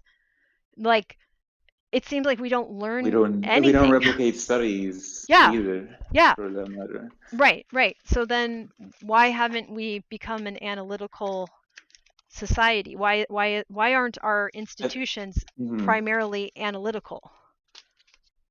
I believe it's because of the narratives that they've always pushed, right? One of liberating tyranny, liberating people from tyranny, while also then sort of becoming tyrants, right? And this cycle. This means that they always have control over how things are run, and sort of like how much of a share they get from like resources and the way that they're allocated, Right. in the way that they think things can be fixed. Now, I think what you're describing is that I think people have often found, like in history, right? I think hurdles have been identified and analyzed. The analysis has been done, and hurdles have been identified. They've been proposed. Yes. I think that that's actually the entire history of science and how Yes. science has been able to uplift humanity, Medicine right? in particular, yes. Despite no acclaim, despite no big scientists or doctors or physicians, you never see them being big leaders, despite the massive the things that they give to humanity, right? Yes. But I think anything bigger than a potential tool that could be used to further the designs of an institution, the reason that it doesn't become normalized for people to sort of like identify it and then move to mobilize to make it part of the human existence is because those people identified that, that would change the way that things are. It would require perhaps a reshuffling of roles. So then I think what often happens is that they get desperate and resort to several different types of measures to stifle that, to lead that astray, or to completely stop it. Right. And that seems like a certain kind of personality, and I don't think it's a creative personality or a personality with a strong like imagination, because it's not even like a reshuffling of roles. We need to create entirely new roles, and the roles that they already have, right. there may be a So new role that they'll like better. Well, actually, I think for those people who are, this person, I think I think what it is, they're afraid of the potentiality of us, of people creating something that would take power from them. that will put them in a position where they feel like they may be, their lifestyle may be threatened because they Well, they'll kind of, have to typically they could have grown up, yeah, they'll have to with a silver negotiate spoon. with real power. They'll have to negotiate with like Hmm. material reality, and insofar as we're using power in human society as a real thing, we're a lot of times manipulating people's beliefs about like physical material reality by using the fact that we Hmm. have locomotion to push objects around, even though like the natural dynamics of the universe is actually going counter to us shoving this object over here, right? So I like, mean, they also do yeah, the opposite. They also hmm do the opposite. They also destroying, manipulate people to believe that they, yeah, that, well, no, that they don't have the power to mm, mobilize things as well, right. right? Some people Oh, do, some sure, people don't, and sure, right. sure, absolutely. Well, yeah, that's what they're trying to control. They're trying to control how people behave so that they can prevent like physics basically from physicking. Like they're trying to create kind of a narcissistic play that people Exactly. then That's what I perform. was thinking Yeah, because they're denying reality, right? right. So I believe it's like they're obsessed with an image that Yes. they view reality to be, or themselves to be, or Mhm. an ideal that they're trying to follow, but of course it doesn't match what the reality is. Right. Right. So of course they'll do those things in the way that they'll do them. Yeah. Yeah, and maybe there's a person that's prone to wanting that because they're good at manipulating or controlling behavior of people through a series of like threats and bribes and all that, right? So how do you change that? I don't know. I feel like this is like a fundamental problem of the species, and I also don't like that I think there's an acknowledgement of that. I don't think what I'm saying is particularly like insightful. It's a little obvious that's happening, but also there'll be this announcement that, oh, everybody, like, power corrupts, absolute power corrupts absolutely, la la la, that everybody would act this way, and that there aren't actually people who are creative and analytical who will just care about the material reality above all else, because if you agree with the material reality, then you have the best chance of like a level of homogeneity in how well people are doing, that like human thriving is the objective, and that nobody will have that objective, which I just strongly disagree with. I just think that right now leadership is synonymous with the personality that does this, I think, pathological denial of reality and attempt to control people in order to make the image that they have appear real. Mhm. Yeah, it seems to be the case. I'm actually, I think you would actually maybe like to hear the full quote. I think like absolute power corrupts absolutely. I think is actually a quote that's never mentioned in its full length. I'd like to hear I it. think it Yeah, was like I think Lord Acton, let me see. Lord Acton wrote this. I think he was a theologian. In 1887, he says, let's see.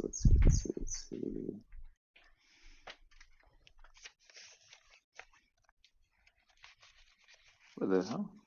I think maybe it's this one. Okay.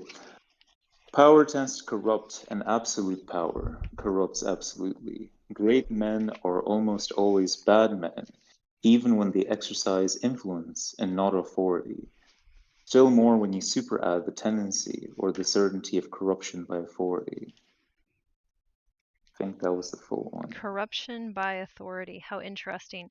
So the authority of our lives is actually physical reality, right? Like that is authority. Mm-hmm. So everything that we Right. do as Oh, people. and this, yeah, Go ahead. Go and this ahead. connects to another thing, right? Because the Mhm. Saturnian idea is ultimately what it talks about, like, is the equality and equality is this notion of servitude, right? And who do you choose to serve, or what do you choose to serve in a sense, right? So, Mhm. in some ways, we could say that normal, healthy folks are in the service of reality, right? Yeah. But there's some people who would like to convince a lot of other people that they're wrong. They have to serve me because I know better, because I Yes. know actually what reality is. And if Yeah. you don't follow me, you'll fall astray. Yes. That kind of thing. Yeah, that Yeah. you're in danger because you don't actually know what is out there. You don't know the territory that you're in. And this is weird to me now because I'm like, but we can just sum all the reports of the territory now. Right? So I'm like, wait, but so then why do we Right, have but they don't authorities like that, anymore? or yeah, yeah, I get what you mean. Why do we have 40s anymore? Because the authority, okay, this is how we learn anything ultimately, is like there's enough confirmation that this is what it is, and this is why our species, I think, is kind of Right, reality cool. testing. Yeah, exactly. And Yeah. we do joint reality testing all the time. We're doing it now, like we compulsively do it. So then why on earth Hmm. don't we see that as the authority? And then the authority, and some people would be like, oh no, but then the authority will be whatever the majority, the tyranny of the majority. But then all you have to do is analyze those individual people for what they have in common, and then you can find the traces of an ideology or a belief system or a structure that detaches them from reality again. So if you're saying like, but what if most people are delusional? Okay, well then we can analyze most people and find out where their delusions came from. Like, this seems Yeah, but obvious I to me. think it seems obvious, but I think if you're putting yourself, hi there, Lon.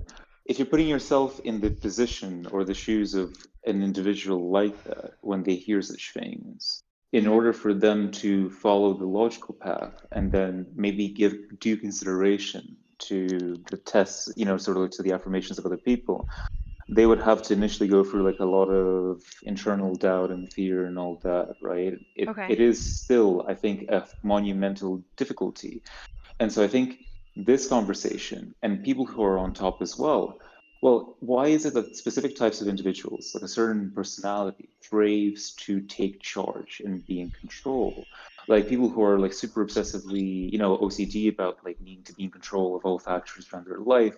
Mm. And then there, I think there's something to be said about, I think it ties to where does this type of trauma, right? This type of abuse, how does it generate? What are Ah, the sources for it? And what needs to be corrected at right. system levels, Hello. right?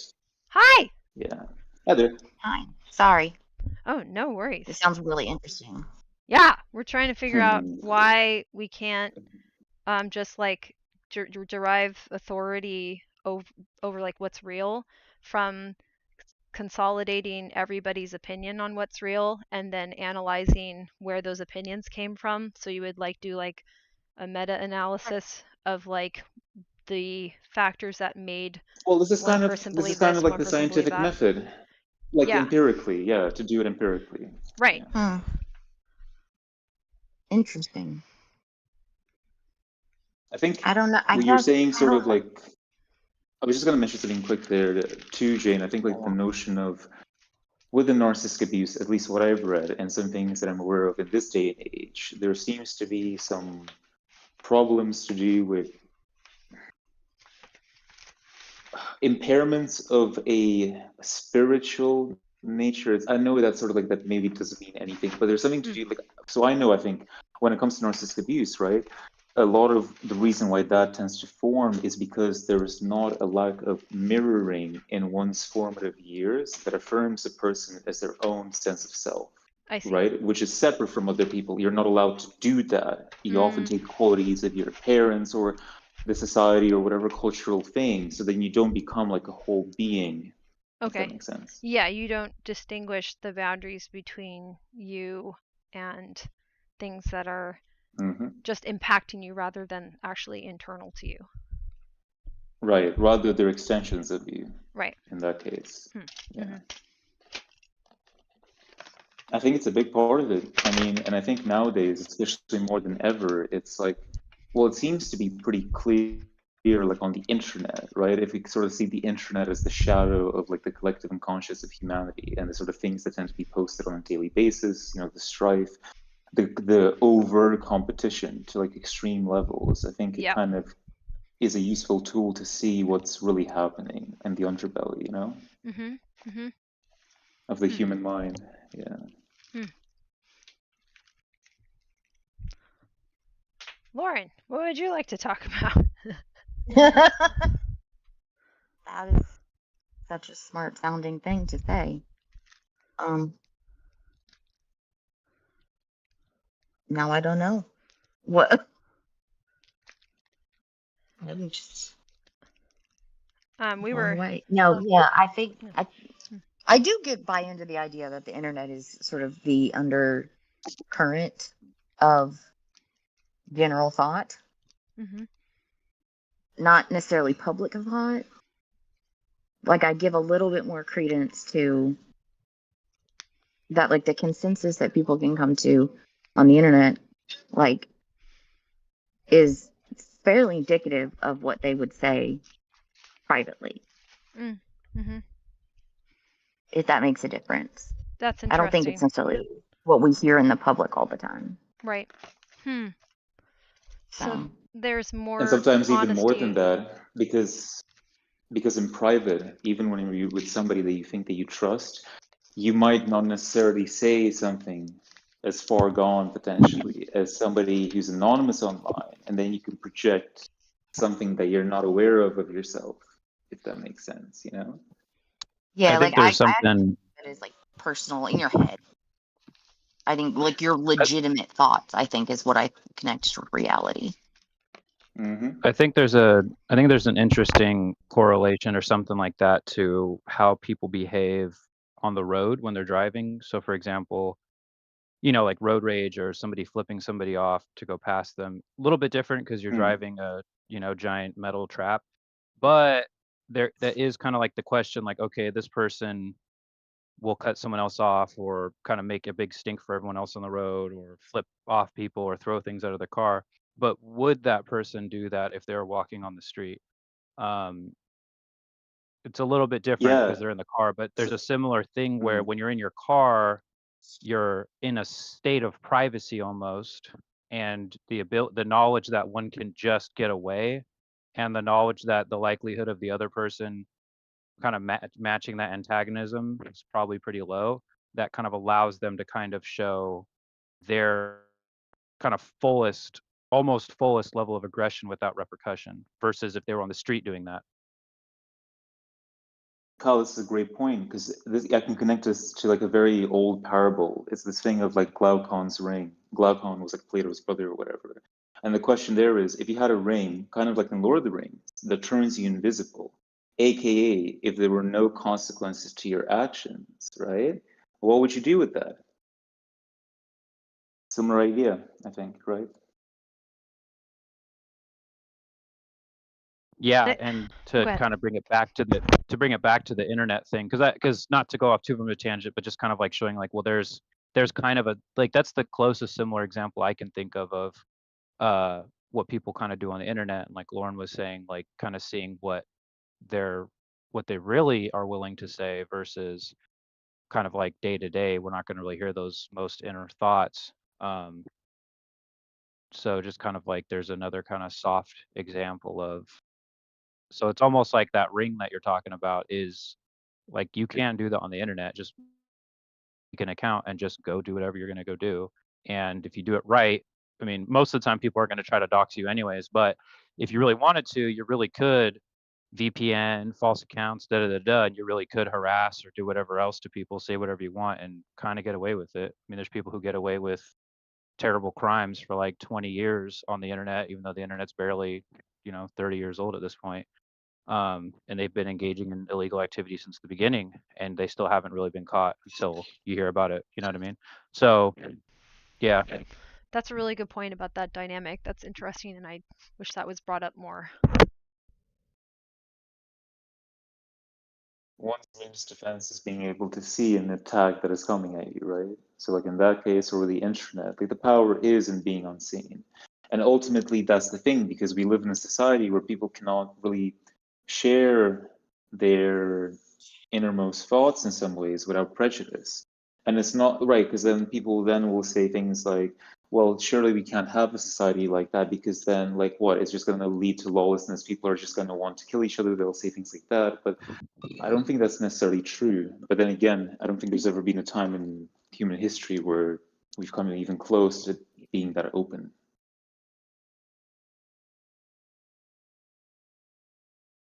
I think sometimes when people are sharing, it's to signify which group they're supposed to be a member of.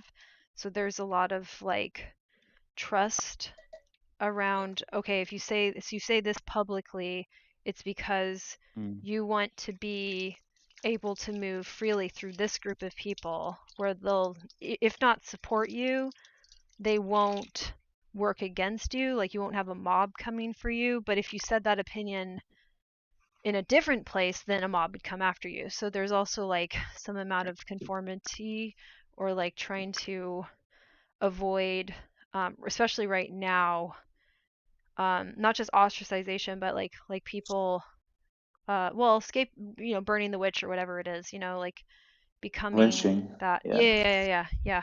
So that's weird. But that's so damn social. It's like, well, then why don't we try to like, don't we see that as a problem? Like, it's weird that we see it as a problem behavior, but we're scared to touch it. We're scared to like analyze it and not try to like. I don't think we should try to cut that out of humanity. But number one, there may be some people that are at this point incapable of stopping. Like it's almost like compulsive or impulsive, and like those people that have been doing crimes on the internet since it began and haven't been uncovered, like they're very motivated to harm other people, so that there's like deeply sadistic, highly um, uh, likely to offend sorts of people, and that we may have to just come to grips with like that those are people that you need to keep away from other people. Then how do you do that? We don't, like, jail doesn't do that. Like it's a whole other problem. So are we not touching or going deeper into the fact that we desire this conformity and not trying to stop that about human behavior, but trying to channel it better? You see, like what are we afraid of there? Like why isn't That's this? that's my thing. Yeah. That's what I was thinking. Was like, okay, so I think all this aggressive online behavior, I think it is real. I think that is really what the amount of aggression that those people hold. But I wonder if it's because like they don't have any kind of outlet for that aggression in any other way in their Well, lives. That's primarily, socially I think it's also because of okay. powerlessness, because they feel Right. powerless in their lived existence. Like you think about somebody like, an incel, for example, right? It's a very easy example to think of somebody who may be very toxic online. And then you think, well, this sort of person feels that they're powerless in real life because they couldn't meet up to specific standards, right? But then maybe that's because the way the society tells you to conform by specific, in specific sort of like frames or parameters are very, or maybe a bit too rigid or a bit too limited. And then they are actually so rigid that they push some people to the fringes, to extremes. And then when they feel powerless enough, then of course they'll jump for any outlet where they can get a little bit of that power back. And that's why I they Well, think end up that's what doing I'm these very saying extreme is ways. that is Yeah. it's true, right? Like it is Yeah. true that we are powerless, and it's true that white men have lost a certain stranglehold on power that they've had. Mhm. Not that they don't still have it, but that it has been broken down in ways, right, that have changed what it means to be men and because Mhm. we can't go back on that, right? It's not like I'm trying to, you Yeah, of can't course. give those people power by like returning to that state. So then as a society, if we don't want those people to feel that, like what do we do, right? I Well, I well, want to say in this suck it case, up it and would be stop being a about, baby. mhm. That's what I want to say. Right, I but think there's then, But another right. Oh, go ahead, I think there's Kyle. Go another ahead. Yeah. I think there's an additional aspect that kind of helps us to see that's that's bolstering these numbers is that I think a lot of people copycat, and so when there's a certain example made, they'll do it, they'll copy it, they'll engage with it, they'll increase the numbers. I think maybe some aspect of it is people finding some kind of like a safety in numbers, or at least, I don't have to try very hard for this group. I just have to complain really loudly, which complaining really loudly is easy. So that's why I think we see a lot of like kind of groups online where it's like, what do they do functionally other than complain? and make fun of people and be mean and harass people. It's very easy to do because you don't have to really be creative to do that. You can be creative in doing that and come up with new ways to torture people, but for the most part, it seems like people just kind of follow suit with that. So, because I think once we start talking about, we're talking about ultimately people's beliefs, but we're talking ultimately about people's decisions and actions. And I think then we have to go back, not for the whole conversation, but it's always going to touch upon the age old question, like, is there free will or not? Because if we're looking at it in terms of, well, these people, they have everything going for them or whatever else, therefore they should have full agency. Well, if one would have to kind of believe in a person's ability to choose, but like at least as far as science is concerned, unless they discover some kind of quantum consciousness and can kind of prove it, we kind of have to go off of, we don't have to, but one way to go off of it is actually looking at the brain as best as we know it is a complex system, but stuff happens in the brain and then stuff comes out.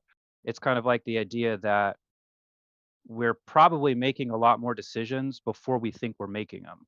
So do these people even have a choice, or is it just that's what the system creates? So we might be looking at it in terms of like, well, why are these people doing it? And it's like, well, the why is maybe not even really the question that is going to be the strongest. It might actually be what is causing them to do that? What is the what? Is one way I look at it, at least. I guess No, I I agree. look at it like very psychologically or like sociology based, like in a thought process. So like, you know, those people feel powerless. I think that we are powerless. Some people might think that we're not, that we have power. In the context, I don't know that it matters. My thing is like, okay, so that's why they're doing it though. So how as a society can we make them feel that way? Is there some level of they need to have an outlet of aggression that they just don't have, and so it came out against women? Like Oh, in some way, like is there any benefit to looking at the aggression head on and going, hey, wow, this is a lot of aggression. Why do you have like it doesn't matter like why you have it, I let's get it out I in a keep different. I keep coming I keep coming back to this idea. I mean, elephants are not humans, but kind of to your question, like, do they need this like channel their aggression somewhere else, etc. So elephants are not people, but elephants are big social kind of, they don't really have a predator. They're like in their niche. They're not Mhm. the top of the food chain, but they're not a part of a predatory line. Kind of like a human. We don't really expect to be eaten by an animal. So we Right. kind of move about, we're only concerned with each other, but otherwise we move about freely in our day-to-day lives. So here's an example. So apparently, I would have, you could look it up and you'll find it, but apparently ivory poachers, they're going to go after the biggest, oldest tusks because just killing that single elephant gives you the biggest ivory tusk, the most valuable ivory tusk. There's still an ivory market apparently, blah, blah, blah. So they were going after, and they still do, but they were going after the oldest, biggest males. So apparently, as they've been studying these elephants, before the older males would notice when a younger male was starting to go through his puberty and his I think it's either must or musk, but basically a male elephant will start to like think like these oils come out of his ears and he gets really aggressive and also very sexually aggressive, so not just violent, and they'll just attack anything that they see for no reason, and um, they'll also engage in sexual violence, actually. So originally, the way that the groups would function, even though elephants are primarily a matriarchal society, but the older males would get on either side of him, or at least one of them would corral that male and calm him down and kind of stop him from going through that. And so he never really was able to just kill indiscriminately and sexually assault indiscriminately until he grew up and grew out of that kind of phase and had a calmer temperament, and then would do that and pass that down to the next males. Well, because of humans hunting elephants for so long, they've effectively eradicated the ability for a male to get that old. So now they have a problem where male elephants are, as we speak, they just destroy stuff. They kill other elephants, they kill rhinos, they assault rhinos, they sexually assault rhinos, as far as an animal can sexually assault. But I mean, that's pretty close. So elephants aren't humans, but I do kind of see a similarity where sometimes, for some men at least, for some males, sometimes the best thing for them is literally a strong looking or proven to be strong older man simply telling him, knock it off. And then he'll be like, yes, sir. Okay, I'll knock it off. And then all of a sudden he becomes a good guy. Unfortunate, I don't think that that's the only solution, but I just see it's such a strong, simple solution. The only problem is it gets back to the question like, well, where are all the strong men at? Oh, strong men, weak time, blah, blah, blah, blah. And see, this is proof that, we need men in society to be men, da, da, da. There's a lot of concerns with it. It's just at the same time, I just think that that's a very effective way. I hope, I don't know, in conjunction with your question, Lauren. So all right. The problem there is like the why gets answered, right? So the why gets answered by an ideological framework about men. Not that that isn't a good idea for them to do it in some way, but what you would need then is a totally different structuring of like even the way that we talk about aggression or like the baseline. So seeing like men as normal and that women are more quote unquote nurturing, as opposed to I would argue, and I've said this before, it's like men have a problem with mania. What if we said it that way? Like there's normal and then there's young men have problems becoming manic. What if we thought of it as like that's not actually going to be their forever baseline? And then I mean again that's got a little bit more of a negative connotation, but that's somewhat corrective. But it's also somewhat just descriptive.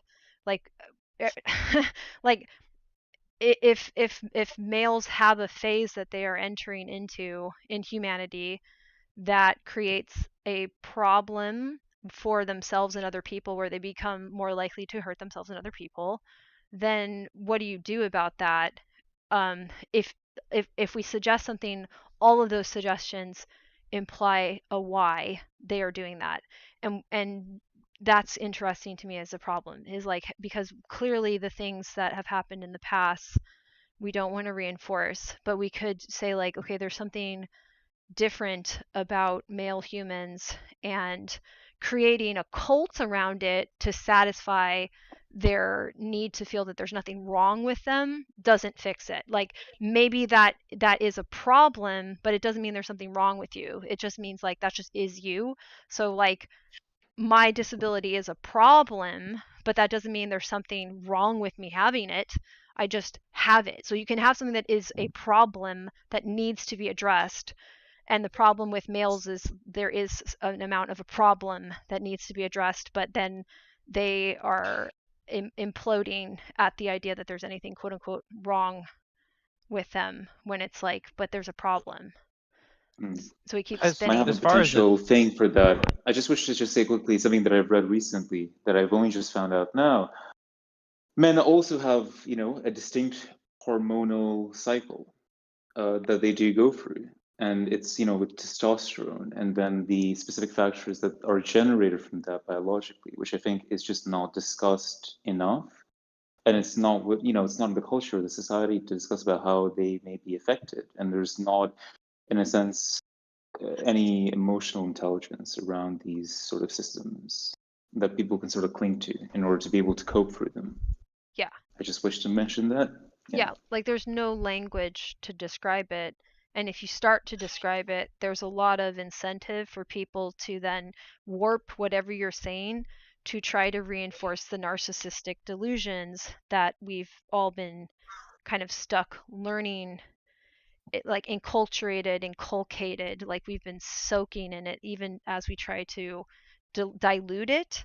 But then there's all these people that say like, oh, you tried to dilute our potent story of why we're special, that's why things are going badly. It's like, it's not to say that there weren't some behaviors from that cultural soup that were beneficial or at least mitigated some of the problem, but they will say, well, we need all of the beliefs that created those interventions, and instead of designing better interventions.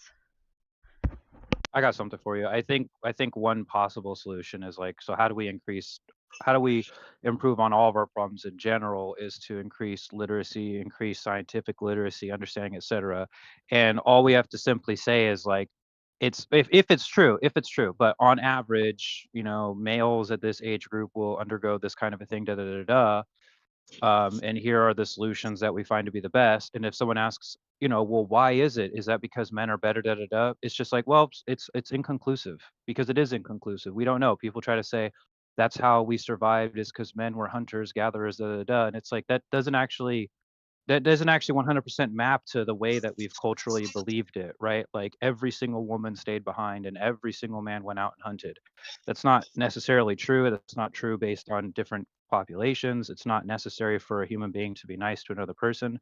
Therefore, those cultural questions and trying to backfill, like, well, it's better if men are aggressive because that's what we evolved to be. It's like it's actually inconclusive, guys. Everything else is just a story. So you instead of saying like you can believe it if you want to, it's actually better to just say like why would you actually believe that? It's inconclusive. It's not proven. It's not true. We don't know that. It's inconclusive, and it comes with a suite of beliefs that are either disproven. So not only so the people that generated those beliefs also generated absolutely absurd beliefs and tied them together. So they were all part of a unit. So it's statistically unlikely for those same people to come upon some deep, profound truth of the nature of people or the universe. So that it's like this is not a reliable source. It has multiple problems and it's unfalsifiable. So it's, you know what I mean? So it's like it's if somebody says, well, what it seems like to me is what they really want is to get to use the beliefs, because for some reason that seems to be like an alleviation of their feeling of hopelessness, powerlessness, whatever. They want the beliefs to be right. And that's actually what they care about. They don't care about any of these issues. They're just trying to use it as a Trojan horse to get the beliefs back in place. So I mention one thing.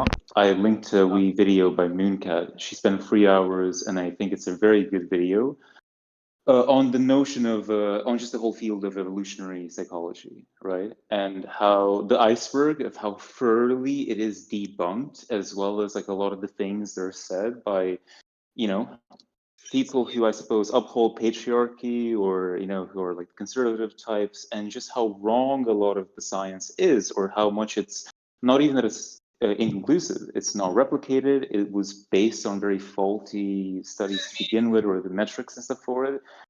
Yeah, I think it's just very important to say. It's just like you said, Kyle. It's not even, I guess, increasing like scientific literacy. But I think even before that, like there's still like huge campaigns of, I think, misinformation and scientific misinformation that are still happening that the majority of the public just doesn't even know about, and it's like insane. Oh, for sure.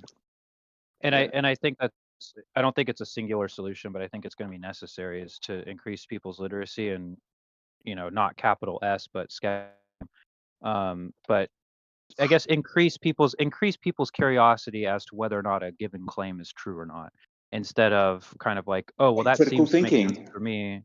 Critical thinking, for example, and just being curious, asking questions, not always necessarily trusting the things that you're given. Yeah, so it's Also, how did we get from Go ahead, Lauren. I want to hear what Lauren says. Well, in the span of the current English curriculum in most states, right, there is a media literacy piece. We ignore it. So it exists. There's a media literacy curriculum, or like standards, for at least middle school and high school. There's some kind of criticism in our literacy curriculum, right? But A, we ignore it. B, we have to ignore it because of the increasing scrutiny, right, on us as teachers. Because media literacy comes with a lot of questions that people don't want their kids asking at school. Yeah. Right? Yeah. It's because it's not even that I give them any information. Like, I can't tell them almost anything at this point, It's questions they're asking. So if we shut down the topic altogether, they don't have to deal with it. They don't have to come home because my answer, if it's uncomfortable, like, hey, It's a question that, your mom and dad have better answered. Not better, but I don't ever say better. But just, those are questions to ask our mom and dad first. Well, They still have to deal with it. They're asking their peers. But here's my thinking. And I think this may come down to just a fundamental personality difference, which is why I'm curious. For me, then what you look at is this history of the stories of when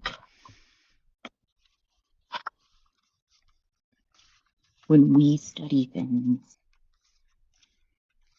and we come out with, whatever science we're using, we come out and come up with studies about history and people in history.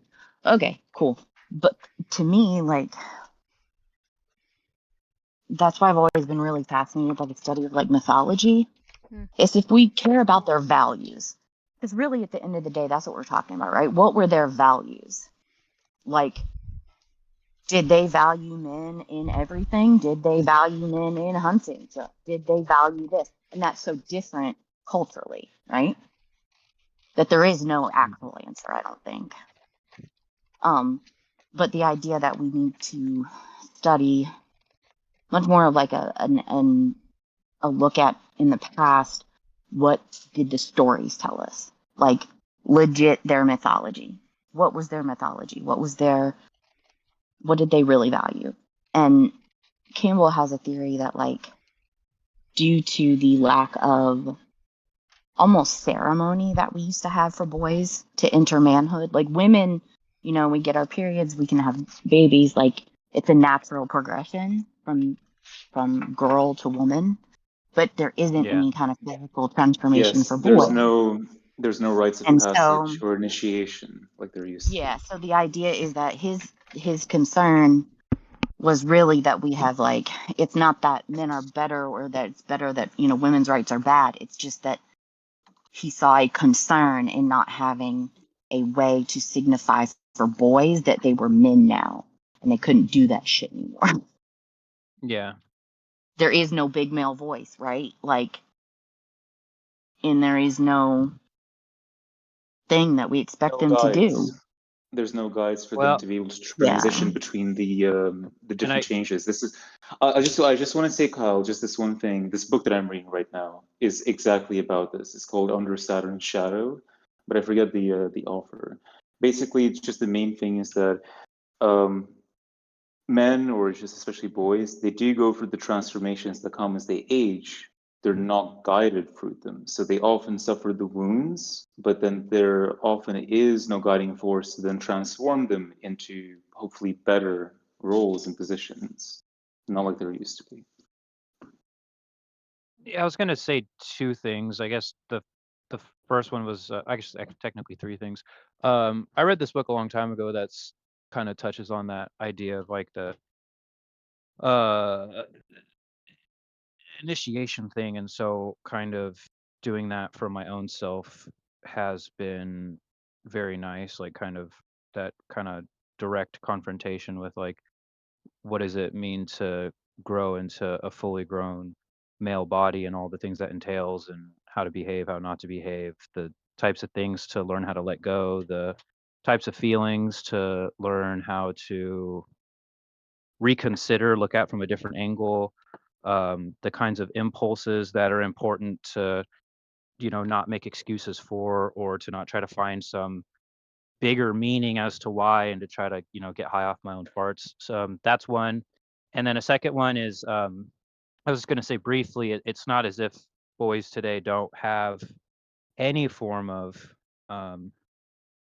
I don't know, ceremony, etc., because unfortunately they kind of do, with the likes of, for example, probably one of the worst ones is the Andrew Tates of the world. That's directly how a lot of these boys are finding their quote manhood, if you will. Right. And then I want to add something to that when you're ready.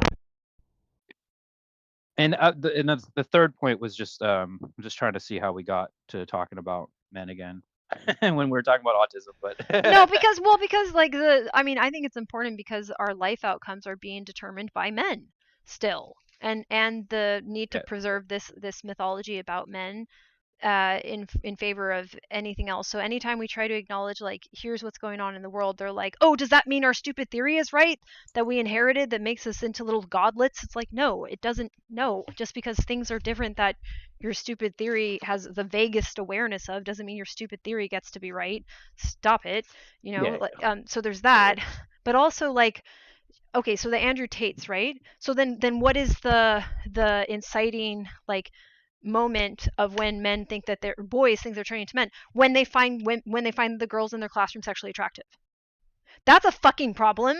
Like that shouldn't. Do you see what I'm saying here? Like that's a big ass problem. And I'll add something too. So speaking of like women's puberty and it being a little more obvious that we're maturing, it's also incredibly uncomfortable. Like you're physically in pain because the bones in your hips just like and so it's like I have stretch marks from that to this day. Growing boobs does not feel good. And then even before that happens, before like I didn't know what a period was because I had it so young. Nobody fucking explained it to me. Nobody told me that was going to happen. I was just like, I just thought, why do women like to pour blue liquid onto pads and then show you how dry it is? I'm like, weird. When will I want to pour blue liquid on pads, right? I had no idea. So I was like, I just turned 10, right? But even prior to that, when I was 10. yeah, when I was 8 years old, creepy old men were already yelling at me in wearing a school uniform.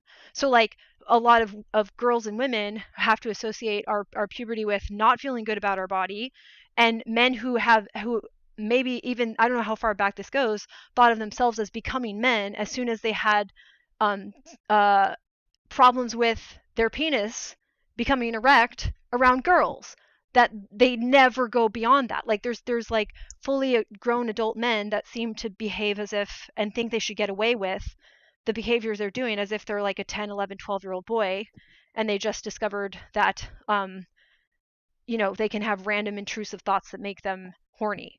Like this is crazy. So I feel like in many ways women's lives are bookended by the intrusion of males' thoughts that are just like basic arousal. So like, is that part of the problem too? Like, and then that gets really complicated.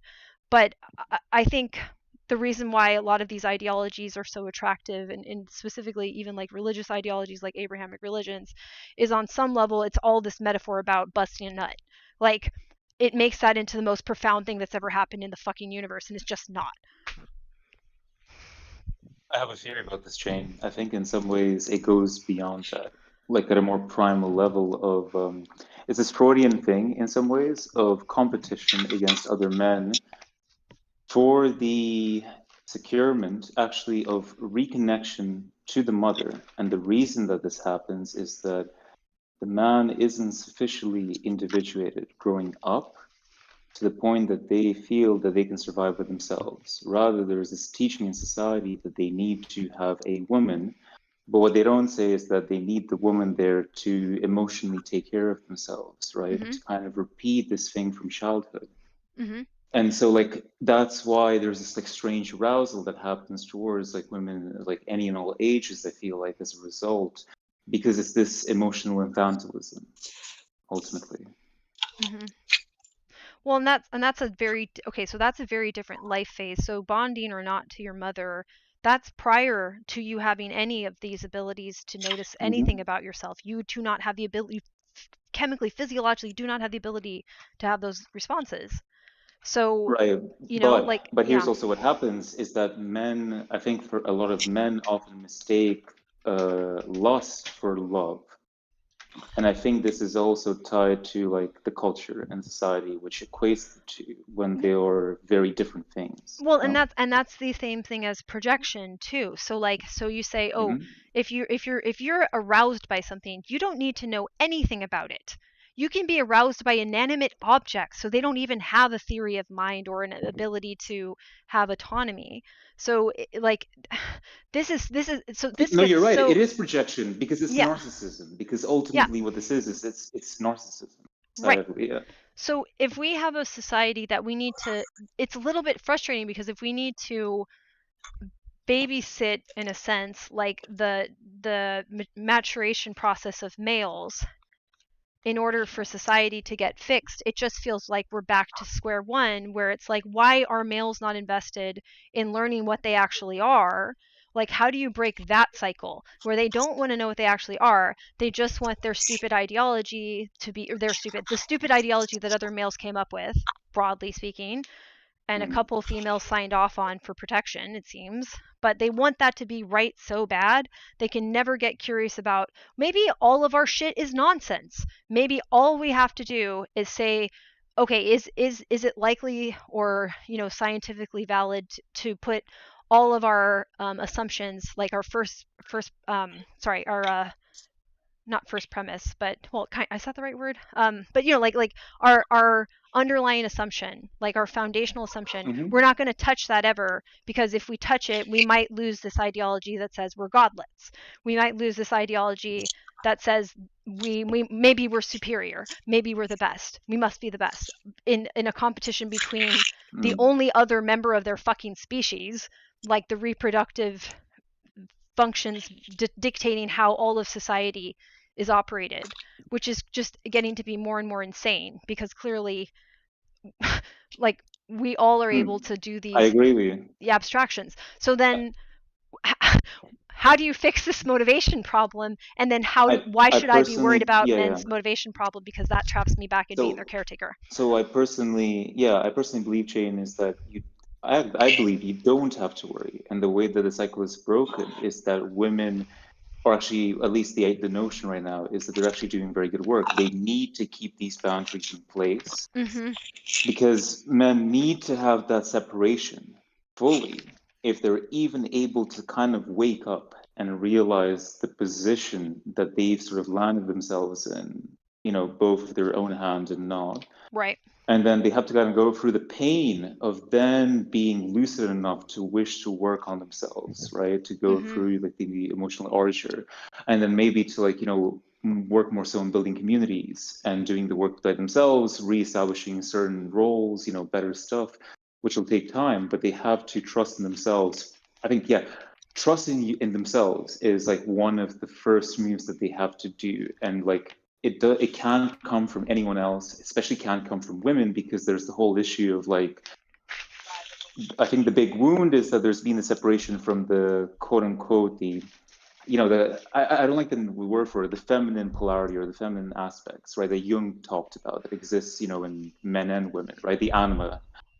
And like, that needs to, people need to, or men need to realize that that's sort of being put into the shadow, right? And obviously it's being used in patriarchy in order to control them emotionally so that they can be, and that you used as fodder and stuff like that. can't put it into the shadow. You can't tell the sun to divide the world exactly. there. It doesn't divide the world there. You have those aspects that you've labeled as this, that, or the other. You just deny it. You just label it something else. So the whole idea is that these are not true divisions of people's behavior, or of not only sexual dimorphism. This is not the actual division, but this is also not the division within people. That none of this is an actual category. It's a narcissistic delusion being imposed on the categories that we could see and perceive. And the reason why things aren't working is you're designing based on things that aren't there, and will never be there. I agree. I should rephrase. It's that men need to realize that what they are looking for, they had all the time.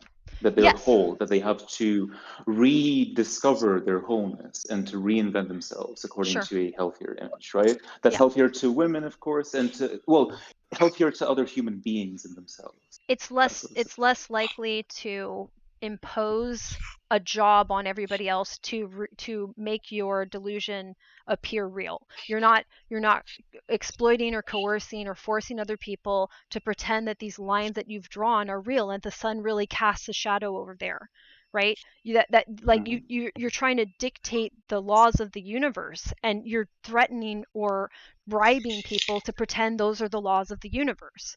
So like, it's so frustrating. So the things people want to accomplish in their lives are not based on things that are accomplishable. Whereas part of what's motivating you is real. Like there's a realness that you're then taking and saying, I'm going to relabel all of that to fit this belief about how people are, and lose sight entirely of what you are. So you have to actually begin with this thing of saying, I'm going to have to recategorize everything, and the odds that I'm going to do a phenomenal job are not incredibly high, but it's actually better than trying to rely on the lines drawn and the beliefs drawn 10,000 years ago, 5,000 years, I mean, like, you're going back into periods of time where it's absurd to think that they categorize the universe correctly. And yeah, it's like, it's very frustrating because I think that directly impacts autistic people. So it's like, how do we end up here? We need people to understand that the behaviors they've categorized under feminine and masculine or whatever, not only is that not where those behaviors belong, all of the chunking is wrong. Everything is wrong. So there's things that are really happening. Yeah, but you have a delusional association between things that's been so so extreme and passed forward in like a game of telephone, that now we're insane. We're just saying and doing insane things. Like, we're completely detached from anything in reality. And that's not going to work for people who have a complex neurodevelopmental disability. That's not going to work because it's so hard to understand what's going wrong in our brains that we can't have people believing bullshit about their perfectly functioning brain. What is easy to sort of like see and understand is that like we are, we're suffering, right? And we're not able even to sort of like fulfill these like fake images and follow these things, right? As much as we could try.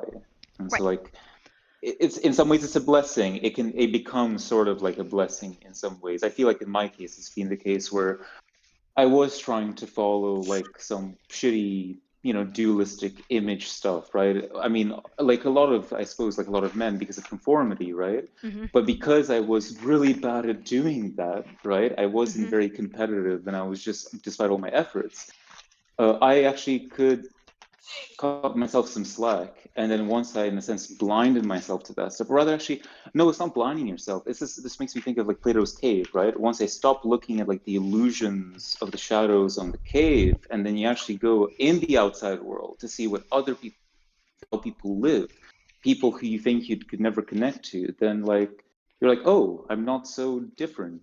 And then there's more parts to me than I thought like I had, that people said that I was. And that's what it takes.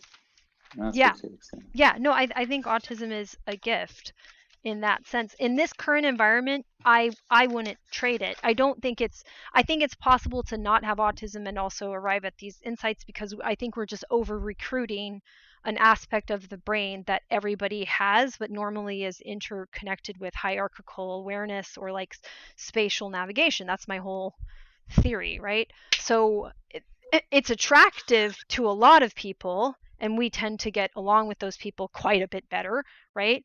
But for us, it's nice that we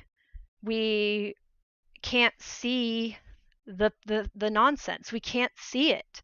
So it becomes very difficult to think that it's important if people keep having this holographic projection and we're blind. We just walk right fucking through it.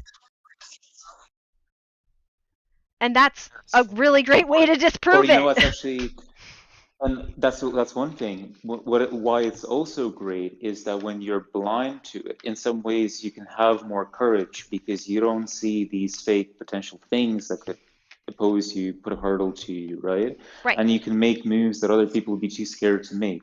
Right. Yes. Right. It's what lies at the whole thing of like conforming versus non-conformity, right? Right. And to an extent, I think if we can manage our social skills, or our lack of social skills, and some of the consequences, like people will come and attack us or scapegoat us and yada yada. Like if we can stay out of danger while we're trying to maneuver around without these abilities, then we don't really have to fear the consequences. Like I can study people without having to put myself in danger, which is interesting. But the problem then, this is good. The problem then is, once I think I have the insights, I still don't have the abilities to go and share those insights because now I'm in danger. Once I start putting myself into a complex social environment, which is where I would typically need to be to share some of the insights that I've worked on staying away from people, I still fundamentally have this disability that means I cannot navigate that space. And now I'm open to, being damaged, injured by people because of them not understanding my impairments or seeing me as weak, seeing me as a vulnerable target, right? So I'm going to attract bullies, and I'm going to have problems with people who are not bullies but don't understand my disability and why I'm running into everything all the time. Yeah, they get in your way. Yeah. Is what they would do. Yeah. So that's a torturous state that I think I've been thinking about that lately. Actually, this is really, thank you for this conversation. This was really pulling a lot of things full circle for me. I think I'm experiencing some sort of like an existential depression over that, where it's like, I know I'm not seeing everything that I need to see, but I've seen enough, and I was able to get away from people to not get hurt while I was trying to make these observations. And now I'm like, oh, but I'm still disabled and I have no way to share this without potentially getting really badly hurt by other people. So that sucks. So then this is another reason why this is such a difficult trap to get out of, is even if you have an impairment that gets you away from some of it and you have enough like intellectual computational power to do at least some good work. I think I've done at least some good work. You then are still unable to share it because you don't have the thing that exempted you in the first place from getting caught up in the hierarchical insanity and delusions. Yeah, I can relate to that. This made me think of something that it almost seems unrelated. I was watching this one, rewatching this one anime, right?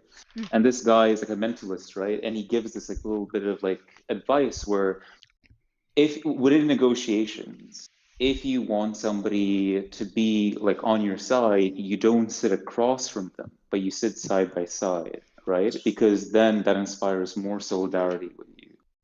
So I think this notion, these insights that you have, right? It's perhaps the question here, right?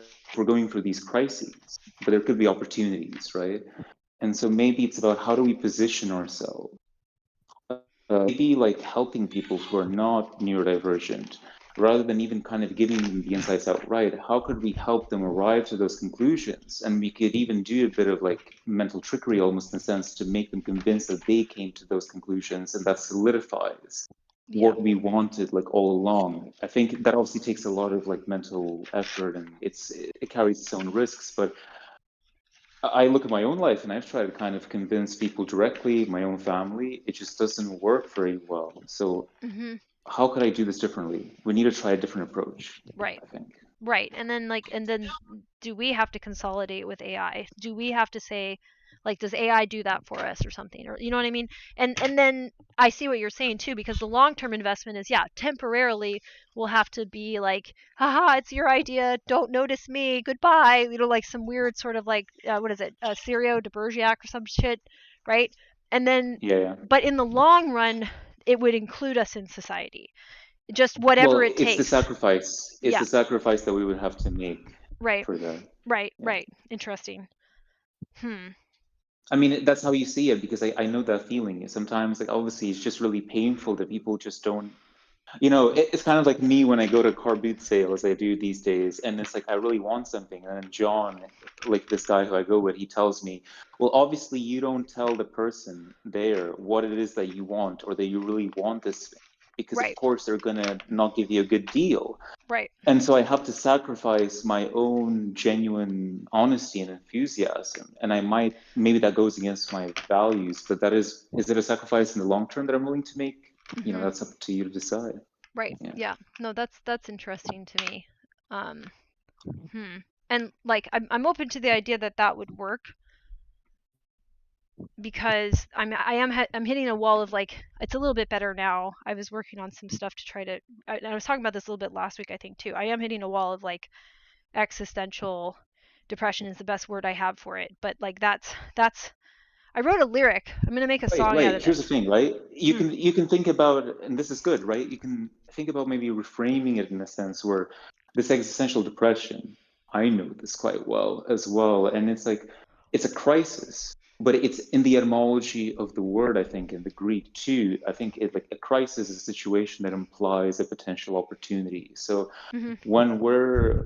when the going gets tough, the tough pull through or something like that. I think that's the phrase. So Tough it's get like the going. notion They is how start can moving. Yeah. yes, that's right. So it's like, how can we mobilize things Right. slowly but surely? Right. Yeah. Right. And that it's it's weird because it's the thing with the car dealer. Like, I somehow can't just tell my society, hi, I'm autistic, I'm pretty sure I know what's going on with autism, can I talk to your researchers? Or, hi, I'm autistic, I'm pretty sure I know what autism is. Now that I've talked to the researchers and we've all kind of honed this in, can you make these changes to everybody's life that has this disability? They're like, how, like, I can't do that. And I'm told that that's naive and there's a proper procedure to this. I'm like, and that's why nothing has ever happened. Perhaps your procedure is antithetical to this happening. Here's another thing, Jane, that maybe it'll help for you to kind of like think, or sort of see it this way, is that you are in all ways further ahead and more intelligent than the average person, and probably the people that you'll speak to in order to try to kind of bring these changes in the system. So it's like, if you try to kind of if you try to kind of bring somebody and then what is it, try to beat them at their level, they'll beat you over the head with their stupidity, right? Or something like that. So it's like, I don't know, in my experience with the things that I've went through, what I found is in some ways an indispensable skill is this mental, manipulation, right, is a word that has negative connotations, but the actual etymological source of it is just simply to be able to manipulate with your hands, like a skill like any other. That's something that you can master. That's right. So I don't know. If it's, I don't know. For me, it's been very simple. If something doesn't work out one way, I'll try to do something different, pull through for a different angle, and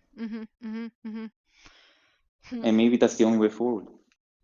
Right. No, I think that's fair. That makes sense to me. Yeah, just hitting a different angle of it. There are multiple angles that are possible, and it's yeah. I'm thinking about this. I have to think about that a little bit. I don't want to get discouraged. Okay. Well, okay. Immediate thought that pops up, which I'm assuming is a new thing, old thing, all things, right? So, and a barrier to doing things that my brain just came up with. So, if I'm trying to hit it from a different angle, some of these angles I will try to go from will more severely be impacted by my disability because I can't see where people are. So it's very difficult to be strategic when you can't see a landscape.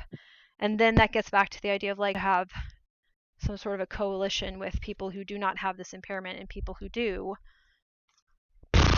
But then what the fuck is that? Like, like I was like, what is that though? Like, damn it. Like that sounds very severe. I think that skill, it is. I think that skill is maybe the path there is about mobilizing people to your cause, which you're doing right now, through this, and it's getting more people on your side. But another element of that is you just have to trust in yourself. And that's not always easy, but that just has to, because, like, it's a kind of like if you're in the middle of a battle, right? You don't always see where like potential threats could come up. The best you can do is like you follow the protocol, the things that work for you, that may give you the highest chance of survival, and you just push forward in spite of your fears, right? Sure. And you just hope it works out, and then the rest of it is trial and error. But beyond that, like I said, mobilizing people, getting numbers, safety in numbers, strength in numbers, all that is, I think, the best that we can do. Right. Yeah. Interesting. And then you have to ask people to imagine something extremely outside of what they were used to categorizing everything as. Like, well, with that one, for example, it's like when it comes to, I guess, quote unquote, recruiting people, right, to the cause, to the kingdom of autism, maybe that's a really dumb name, or just in general, the kingdom of change or something like that. I'm just this placeholder name in my mind. It's like you have to show them just how cool the potential better alternatives are, Right. Yes, I agree with than that what part. they have currently. And then obviously you work with them at their level together. You're not like sort of like distant from them in a higher position, but like obviously you connect with them, who they are as a person. You also figure out what it is that they want, what goals do they have, and, you know, slowly kind of explain to them how through this joint effort, we can all help each other, right? If we kind of, you know, mobilize all of our strengths together, we can fill for our limitations and our weaknesses. As a result, we have more power to go after our desires and what, you know, the changes that we wish to affect. Yeah. Yeah. Yeah. And the change that we want isn't able to, we can't explicitly state it very well right now because the it's in some form, it's competing for dominance. It's being perceived as being in competition for dominance with an ideology that's just fucking wrong. So like basically we have a layered, convoluted ideology that pretends that it's many things, but I think it's really just one, and it's like this dichotomous light switching. And that thing is like incorporating into people's entire personalities and lives into being agents of it. Like this is their reason for living, is to try to have this thing be true. And I think that's innate to what we are as people. I think our personality, like your sense of self, is the thing that is trying to answer the where am I, and it has one job, and if you got it completely wrong, you're not going to feel safe at all. And especially if you didn't notice the whole damn time, that's going to create an incredibly large problem for you. Like, like, so you have to tell people you got everything wrong in a way that doesn't make them implode. Right. But then, so this is where it's like sort of like the technique of the sandwich, right? You give them a good thing at the start and then like the hard news in the middle. And then I think the good consolidation news at the end would be where you come in with the better alternative. Because the idea that I just had in mind is like, in the shitty system, in the dualistic system that people live, you know, it's kind of like that they act like gamblers. They're so afraid of like losing it all and losing the things that they potentially want that they obviously will follow the system as much as they are able, because they think that by the end of it, they'll win big, right? There's the promise of like the big reward at the end for your servitude. Correct. In that system, right? Yeah. And upholding it. So that's their notion of purpose and meaning. It comes after giving all of yourself, and in the end, we may bestow you these things. So maybe what we could offer better in you know, as an alternative is, how can we make every single moment or something more based within reality in the more mundane to be meaningful, to be purposeful. Things like connecting, you know, to your fellow person, or like, you know, scientific curiosity, discovery, exploration, all those things to be more meaningful than just simple material accumulation, ego-driven, you know, status seeking and stuff like that. That's what we have to try to kind of a skill. And like sometimes I think that's called like intrinsic motivation versus extrinsic, which I think describes also the split in the brain that we're trying to talk about. Yeah, I think a lot of 100%. times too, when we're trying to show it depends on, I think. So there's different ways of looking at it. It's like, are we trying to control their behavior? Are we trying to give them more options? Some things it's like, well, it'd be nice if you did this. Some things it's like, no, you kind of have to change this about people in general, blah, blah, blah. I think a lot of times when we ask ourselves why we're trying to make a change, that can help us orient ourselves towards the reasons why we're trying to do it. And then kind of the next thing is when we're like, after we ask ourselves really why we're trying to do this and what it is we're trying to do, then the next thing is kind of the other person on the other end of that. And I think a lot of times there's a lot of different techniques that can go along with it. But like one, for example, is when we're talking with somebody and we're kind of directly confronting a belief that they have. And there's a little bit of a difference between a belief and a knowledge. So we might know that statistically or something based on some framework that like the concept of masculinity and femininity is harmful, right? We might know that, or we might believe it. They might believe that it's an important thing without actually knowing if it is important or not, right? I think a lot of times when we're talking with somebody, one example out of many is giving the other person a way out, because if we talk to the person as if they are the representative of that thing, I think they're more likely to just defend whatever it is because they're kind of defending themselves. Whereas if we through our language and how we use our tone, our volume of voice, the words that we pick. Like, for example, English is very heavy with the you, and most of us know, like, oh, when they say you don't mean you. But sometimes that can kind of, I think, to the brain, kind of come off being spoken to directly, that I'm the one doing this, right? So using words like one might do this, or kind of putting distance between that belief and the other person kind of allows them, like, to be confronted with the contradictions that make that belief untenable. It allows them a way out. Whereas if we treat that person as the representative of that thing, I think they're going to be more likely to kind of fight and hold on to it, and Yeah. for the other people watching, because if they see their guy getting attacked, they're going to probably more likely be like, what, you're attacking my guy? That's my guy. He's like me because he said he's going to protect me. He said he's going to lead me, right?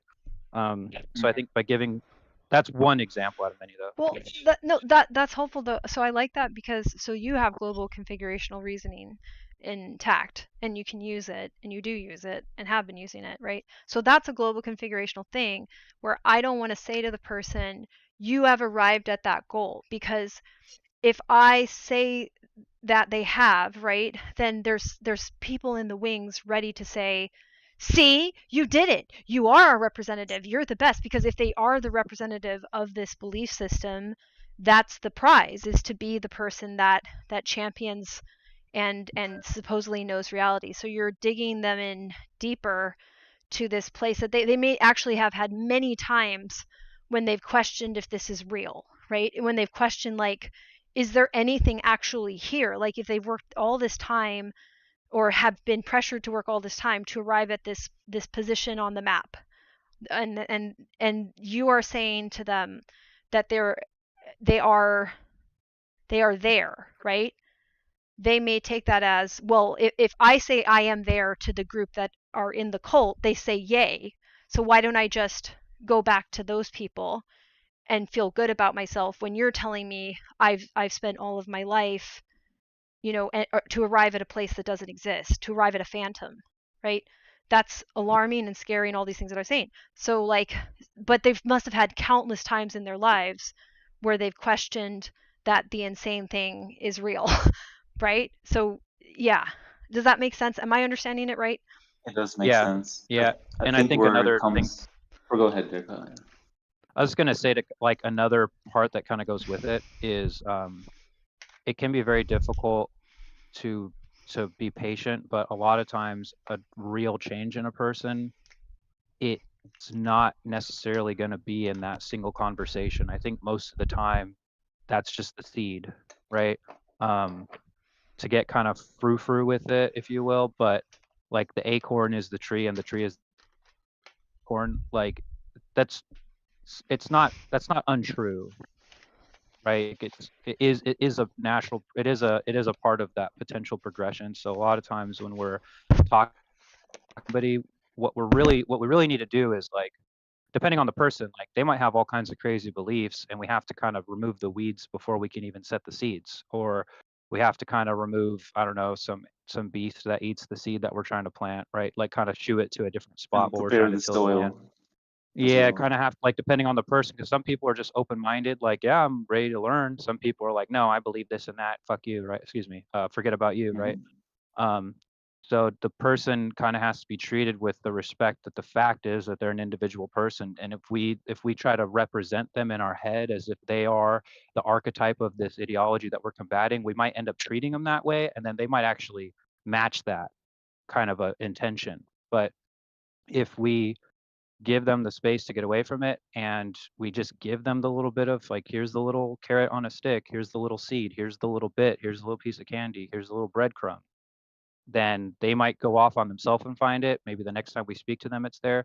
When we're trying to completely renovate somebody else's entire paradigm, that's like they that like we're also kind of dehumanizing them at that point, because they deserve to have their own time and their own reality that their brain is going to have to go through to change a lot of these different impulses and beliefs, because it's all physical. It's in your brain. It's not like your brain is just this blob that sees stars. Like, it's cells, and they have pathways that they've developed over time, and we're trying to change those pathways. Right. That's a big ask. That's a big Right. ask. It's a big Right. ask on them, and it's a big ask on ourselves. So It's not only that, it's like you're technically also killing them psychologically in a sense, because it's like the old self, right? we're While it's asking still them alive, to, yeah.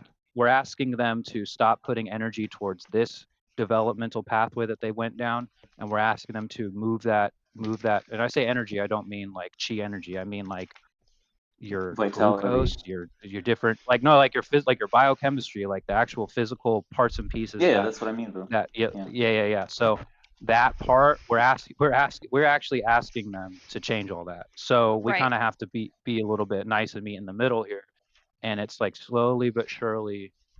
One last thing, Musashi, the Miyamoto Musashi, who's it's arguably that he was the greatest swordsman in feudal Japan, and then who knows if he fought everyone else in the world if he'd win, but he's been recorded as winning 60 duels, most of which were to the death. He was able to kill a full-grown man when he was 13, and he fought in all kinds of battles, because back then they recorded everything, and so he was really well known. He's really a big historical figure.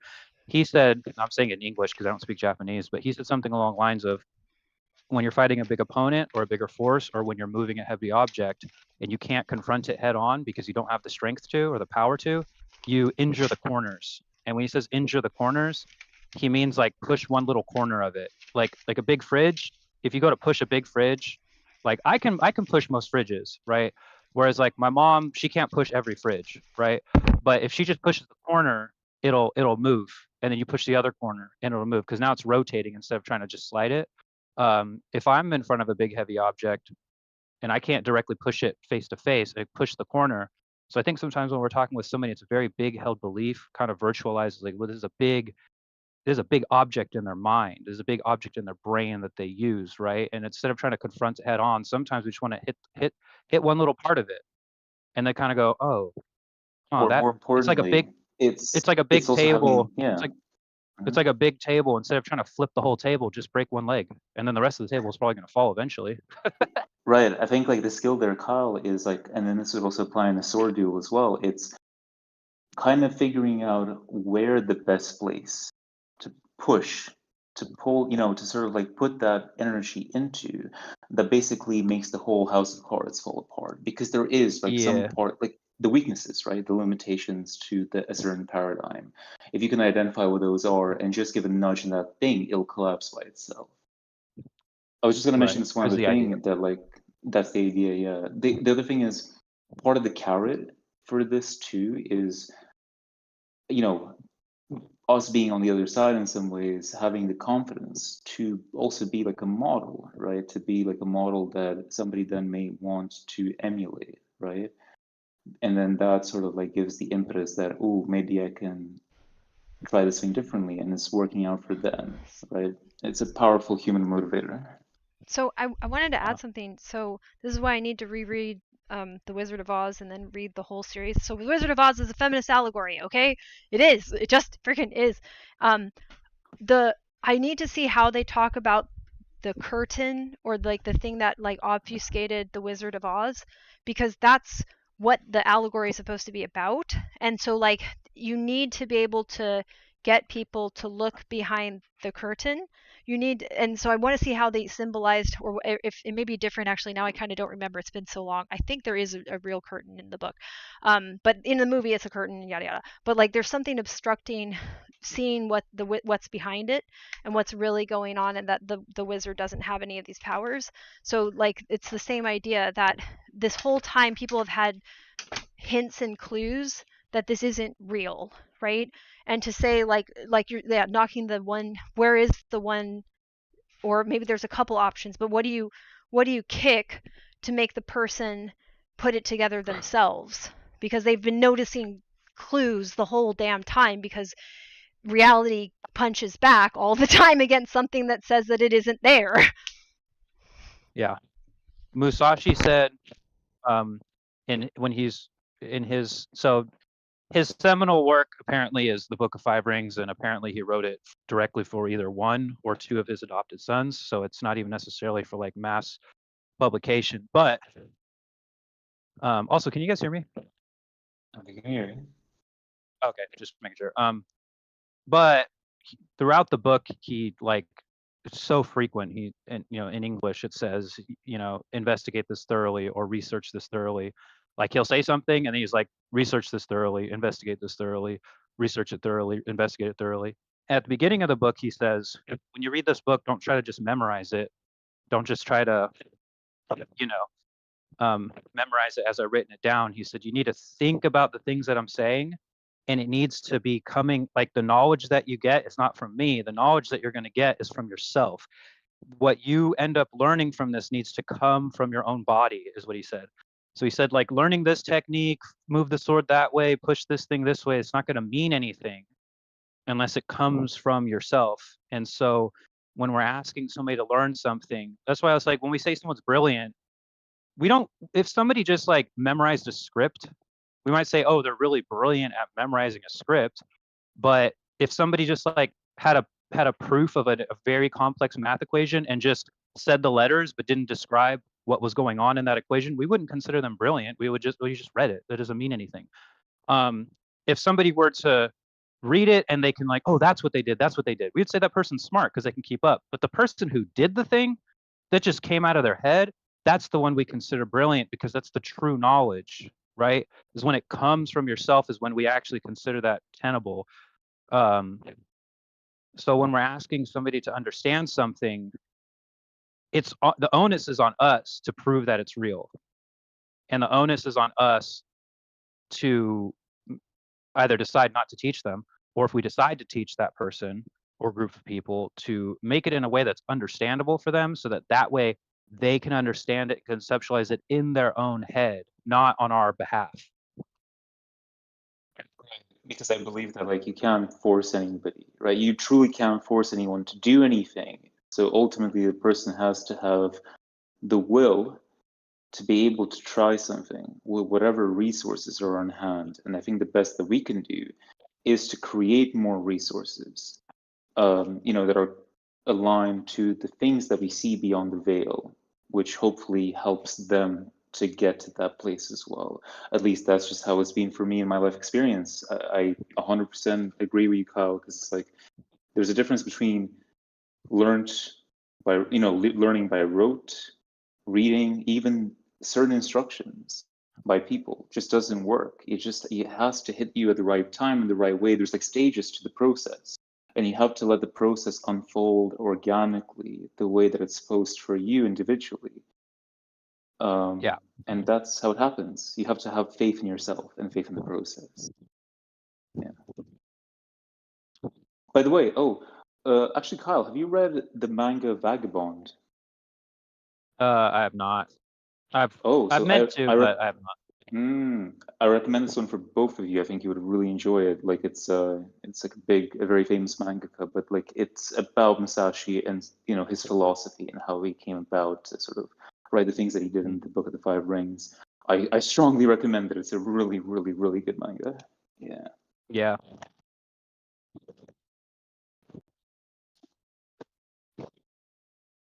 I think I've looked at like probably just picking up like the big like omnibuses or something. Mm-hmm. Yeah, they're big. Oh, they're wait. pretty thick volumes. Yeah. No, I bought the first volume. It's in my boxes here. I want to reread it. It's been a while though, because unfortunately the story isn't fully finished, and the mangaka. Well, we're not sure, but I think he sort of like basically implied that he doesn't want to continue the story because of either burnout or whatever it is necessarily. But I think it's still very unfortunate. Yeah, that's always. But it's kind of funny because you see, I've got aspirations to be a writer, but as I started off writing fan fictions, you see, right? And fanfics used to have like often a lot of this thing of like stories often being incomplete. But like when it comes to like published works, right? There's this notion that you can't have a proper story unless it has a conclusion. It has to be tightly packed, nicely edited in a certain frame. But now that I say this, I feel like a lot of the stories that I've enjoyed in the past were chronicles that implied that this wasn't the end and that the world still moves on, And those stories stayed in my mind a lot more than like those very self-contained narratives, Right. It's up to you to finish it. It is. I mean, well, it's either you can do anything with it. You can put yourself in there. You can continue yourself. You can speculate or And then close it there. That chapter. I have a comment too that just like kind of close up the discussion a bit too, because it's at 3. So I bounce between the idea of like, do we keep using allegories to try to get through to people? And I think I think the ultimate solution is no, because we need to understand why we use allegories or why we use metaphors or what they are, so that you don't have what we're suggesting is reality on equal footing to the bullshit. Like, the bullshit is a human story that has lost complete connection as to why we have to tell stories in order to communicate real information. So if you situate everything in an allegory, ultimately people can say, "Oh, well, that's an allegory. Mine's an allegory. See, they're on equal plane. Like, these are just competing worldviews, as opposed to this isn't this you are insane, and this is the path to sanity." Is to get away from excessive allegorical thinking, that or I should say unself-aware allegorical thinking. If you have self-awareness that we are an organism that relies on allegory and metaphor and these like linguistic mannerisms to try to talk about what reality is, because we can't actually experience reality, we only experience our own human lens on reality, but our human lens, because of how social we are, can become completely delusional. So how do you get people to realize that, even though, well, it's the idea that like all models are wrong, some are good, like some work, some are just also don't work. That's the problem. But then you have to make them meta cognizant that you're using a representative framework, and that you'll never ever get to describe reality. Like, they have to let go of the idea that any allegory will ever be correct. Like, there'll never be a literal an interpretation of the universe from people. Maybe the thing is, it's like it has to be normalized that allegories and stories are only ever subjective simplifications for us to understand reality, which is like an infinitely complex thing, right? And that it's okay to live in the uncertainty of living in reality. And like, that's why, like, I think that's why like science is very important. Like, I personally, like, the more I lean into my scientific view and the need to patiently test reality, right, to go by studies that are done properly and to go by knowledge which is truly tried and tested, then, like, you can't go wrong. And any allegories, only if they help sort of, help you understand to go into the next level of like awareness, then they're good. But otherwise, you just have to be very careful. Right. And that eventually we can even have a process, as weird as it is, but like, we have to use the tools to look at the tools. So that's like the problem of humans is, so then to say, okay, well, the tool of metaphor, we're going to have to use a metaphor to explain our tool of metaphor, but we have to get as accurate as possible within those limitations. And anybody not, maybe that's one of the chair legs, right, is like, does the thing that you say to yourself or let people say to you take you further from being able to do that, or closer to being able to do that? Because if it takes you further, then like basically it's like 99% certain that you're going to become deluded.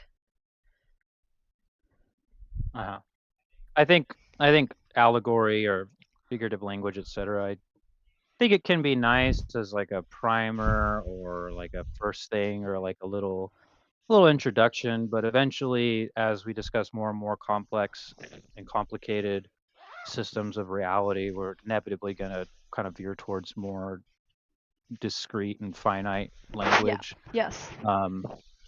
In general, it's kind of like I can kind of describe electricity, like from an electrician standpoint, using a metaphor of like a water balloon or a hose, if you will. But that's going to get you the idea of voltage and amperage and watts. But once we get further and further down the the theory of electricity, then we have to start talking about EMF. We have to start talking about resistance. We have to start talking about all kinds of different things. Right. As a primer, you can just say like, oh, like when you turn your faucet on, you turn it on all the way, it's high pressure.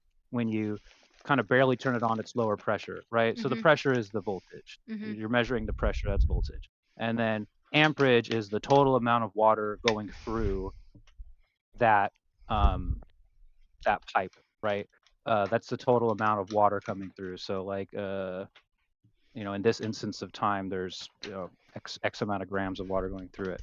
And then if we want to describe watts, that's its ability of the water to like push your hand, right? So that's very loose, but if you say that you're kind of starting to describe volts, wattage, and amperage, right? But if we want to get more and more complicated with it, then that story is going to go out the window because water is not literally electricity. Right. Because it fails once you go up another level of abstraction, which then gets me back to an argument made by I have her book. Let me just grab the name so I can cite her. 1 second. Eugenia Cheng. So she's a mathematician who writes some popular books that are providing insights on her opinion as a like very high level instructor in mathematics. Okay, so she teaches abstract mathematics, and her argument is that we should teach abstract mathematics first. Right now, only a select few people ever get to learn abstract mathematics because it's positioned last. So you'd have to be like the person in advanced placement honors and go into a university setting to learn it. And she's saying we should be trying to teach this to people in middle school or even elementary school. So, and also that is further buttressed up by the research that clearly indicates that fundamentalist religions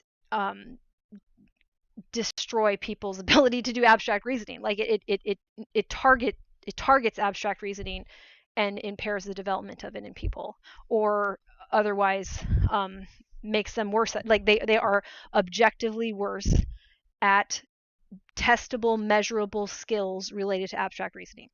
So then that's imagination, right? Just to be clear. Well, and like so abstraction is being able to say this is like this in this sense, and then to go to more concrete examples or to go to more general examples. That's the basic skill of abstraction.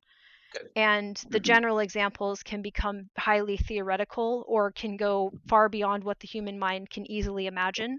So it gets beyond our physical capabilities. And that level of abstraction is very important if you're going to be doing certain forms of engineering, because you're completely beyond what you can observe with your senses. And you still have to design and work with certain rules that the universe does behave in accordance with, but which you can never interact with directly. So abstraction is the way to move to general principles of the universe that you can then act in accordance with, even though you have no concrete way of interacting with them. So if somebody is poor at the skill of abstraction, in a sense, this will impact their creativity and imagination as well. But the basic skill is that you're able to say, this is like, in this sense, this other behavior, this other observable thing, and it all starts with embodied things. Like it always comes down to a concrete thing of what humans can perceive with their senses. It's being able to find patterns, spot correlations and connections. Right, and to bridge your patterns that you already recognize to new ones. And this gets back to the work of Lakoff and Mark Johnson, for example, who are big important figures in neurolinguistics, because they have these metaphors that are embodied metaphors as the key basic ingredient of human speech and human intellect and human cognition. So what's happening is when you're interacting with a person, you can only follow or understand what they're saying if you have a concept that is analogous in some way that you can bridge to the new concept. So our ability to use abstract That makes reasoning. sense. Yeah, right. Yeah. And modeling, it comes from the ground up. And this gets back, and this is a nice place to tie it up, to autism, where I think some of our fundamental embodied metaphors are going to be different, or we can't actually understand the metaphors people are using, similar to how somebody with congenital blindness cannot use image-based metaphors in the way that a person who has sight does, even though they may find workarounds to still understand it conceptually. So autism might even Yeah. predispose people to being able to go up levels of abstraction because they've had to do so in order to make sense of common language. Right. It's kind of, yeah, just to use your quote unquote other senses in order to be able to perceive the world. Yeah. Because And one to is be able to, impaired. yeah, and to, well, use the other senses, but also to be able to use the skill of abstraction, because I would then have to, so let's say a visually impaired person, they would have to bridge to the metaphors about visual processing that people use, like for example, like, that looks good. Like, just simple everyday language, right? They would have to be like, oh, well, that's like something sounding good.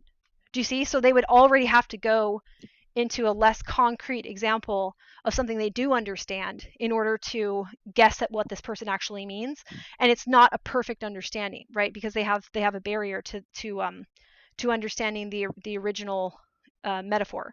So they have to use the metaphor they can understand and then create an analogy between the two. Like, these are analogous enough that I will now understand basically what this person means, because I've been able to use a concept that I understand to create a general impression that's close enough. And that's what we're constantly doing when we're speaking. And that skill is impacted by fundamentalist religions.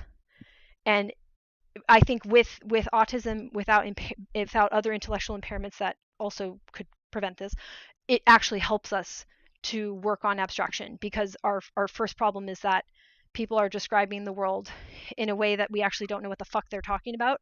And to get remotely close to it, we are doing abstraction, and that if we understand autism better, we'll be more explicit in our use of that, which would be cool. And then that goes back just to my argument that I think everybody needs to learn explicit skills around abstraction as well to make this all better. So yeah.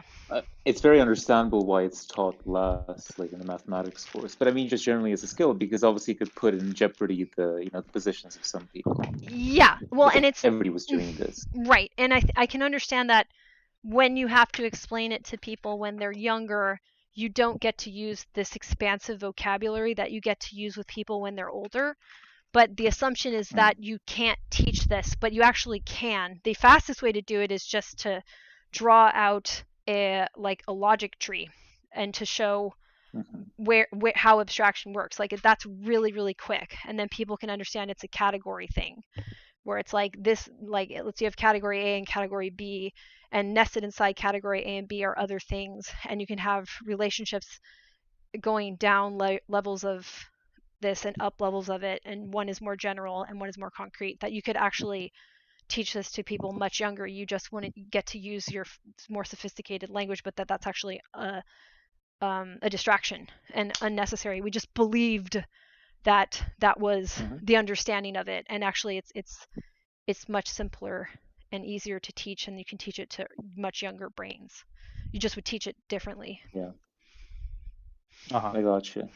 One thing I understood just finally about all this is kind of like this with this disability, right? Like with other impairments, it's just the notion that we have this missing, small skill set, which we have to then compensate. But still, we might not potentially see and be able to do all things that other people who are not similarly impaired are able to do. That maybe is also like why there's this like sort of often this judgment of us not knowing what we're talking about, or the way that I was seen as being delusional, like I told you by like my dog when I said that I was into some of these things like alchemy or astrology, because to me, like, it was just partially, it was a way for me to also push into abstracting my understanding of reality. But to them, it must, I'm sure probably to a lot of people, it must look like delusion. Yes. Yeah. And delusion is also, that's a whole, I'd love to get into that more as well. Delusion is hard because we don't feel comfortable having the conversation about like schizophrenia or psychosis. So we don't do a very good job of differentiating between abnormal behaviors that are generated from a brain that is correctly identifying patterns and abnormal behaviors that come from a brain that is incorrectly identifying patterns based on some sort of malfunction. Like, we don't like that. That's a very uncomfortable place to go. It's hard to imagine and it's scary. Right, because the people, like, well, I guess just neurotypicals in general, like, they're worried that, of course, then they don't know, like, they are not even sure about their own patterns that they've thrown of reality. Right. So, of course, they don't want to put those into potential question. Yeah. And that's a whole, like, yeah, it's just, that's scary. Okay. It's All a whole right. thing. Yeah. Yeah. All right. This Yeah. was awesome. Thank you so much, and we'll be back next week. I got a lot done with the moving stuff around in the environment thing. Actually made a decent amount of progress and made a new space for my, like, little bags and stuff to go. So that's exciting. Nicely done. Winner. Yeah. Winner. Should play that anime WoW soundbite or something. Oh yeah, I have that somewhere. I Hey. don't use any of my sound bites. It is programmed somewhere that I don't know how to use. So almost. Almost. What All right. exists in our hearts. Yeah, exactly. Oh, do you want to see something? Wait, Have a nice one, guys. Can Oh, you go see ahead. the screen? I'm just going to show something silly. I want this for the new follower thing. Can you see this? I want this to Oh, just loop. I can't. You have to share the screen there. Okay, wait, in I'll share the States. screen. Hold on. Let me a sec. I'm going to share screen. It's not a very long GIF, but I'm going to have to, infinite loop it or whatever. Share screen. Okay, here. So this is what I want for the followers thing. It's just this. Wait, can you see it? Can I loop it? Here on the island of misfit toys. So if somebody Oh, yeah, follows, it's they really get cool. to see that. Isn't it cute? Where's that from? It's from the Frosty the Snowman animated stop motion thing from, like, I guess the late 60s or early 70s or something. I think it's from the late 60s. I don't know. Mm-hmm. It's from a Christmas The special. island of misfit toys. I'll think about this. I Isn't like the that name. cute? Yeah. So that'll be my Yeah. follower notification coming up, I think. Or at least it'll be part of it. Nicely done. Thank Nicely you. done. Okay, alrighty. I had a crazy situation where I dig some stuff out of the attic. I cracked it, and there were some crazy things in there by somebody who lived in, like, the 50s and 60s. That's Yeah. cool. Wow. Yeah, there were some skis Neat. and all sorts of stuff. I think it was a military person as well, but that's Wow. a story for another time. Yeah, Yeah. that'll be fun. We'll have to do that, like treasure hunting adventures and what we found over the years. Yeah. Okay. Well, you have a good one, guys. You Thank too. you. All right, bye. Okay, and I'm going to end the stream and bustle about. If anybody watches these, great. If you think somebody would like this, you can show them the VOD. It's also on YouTube.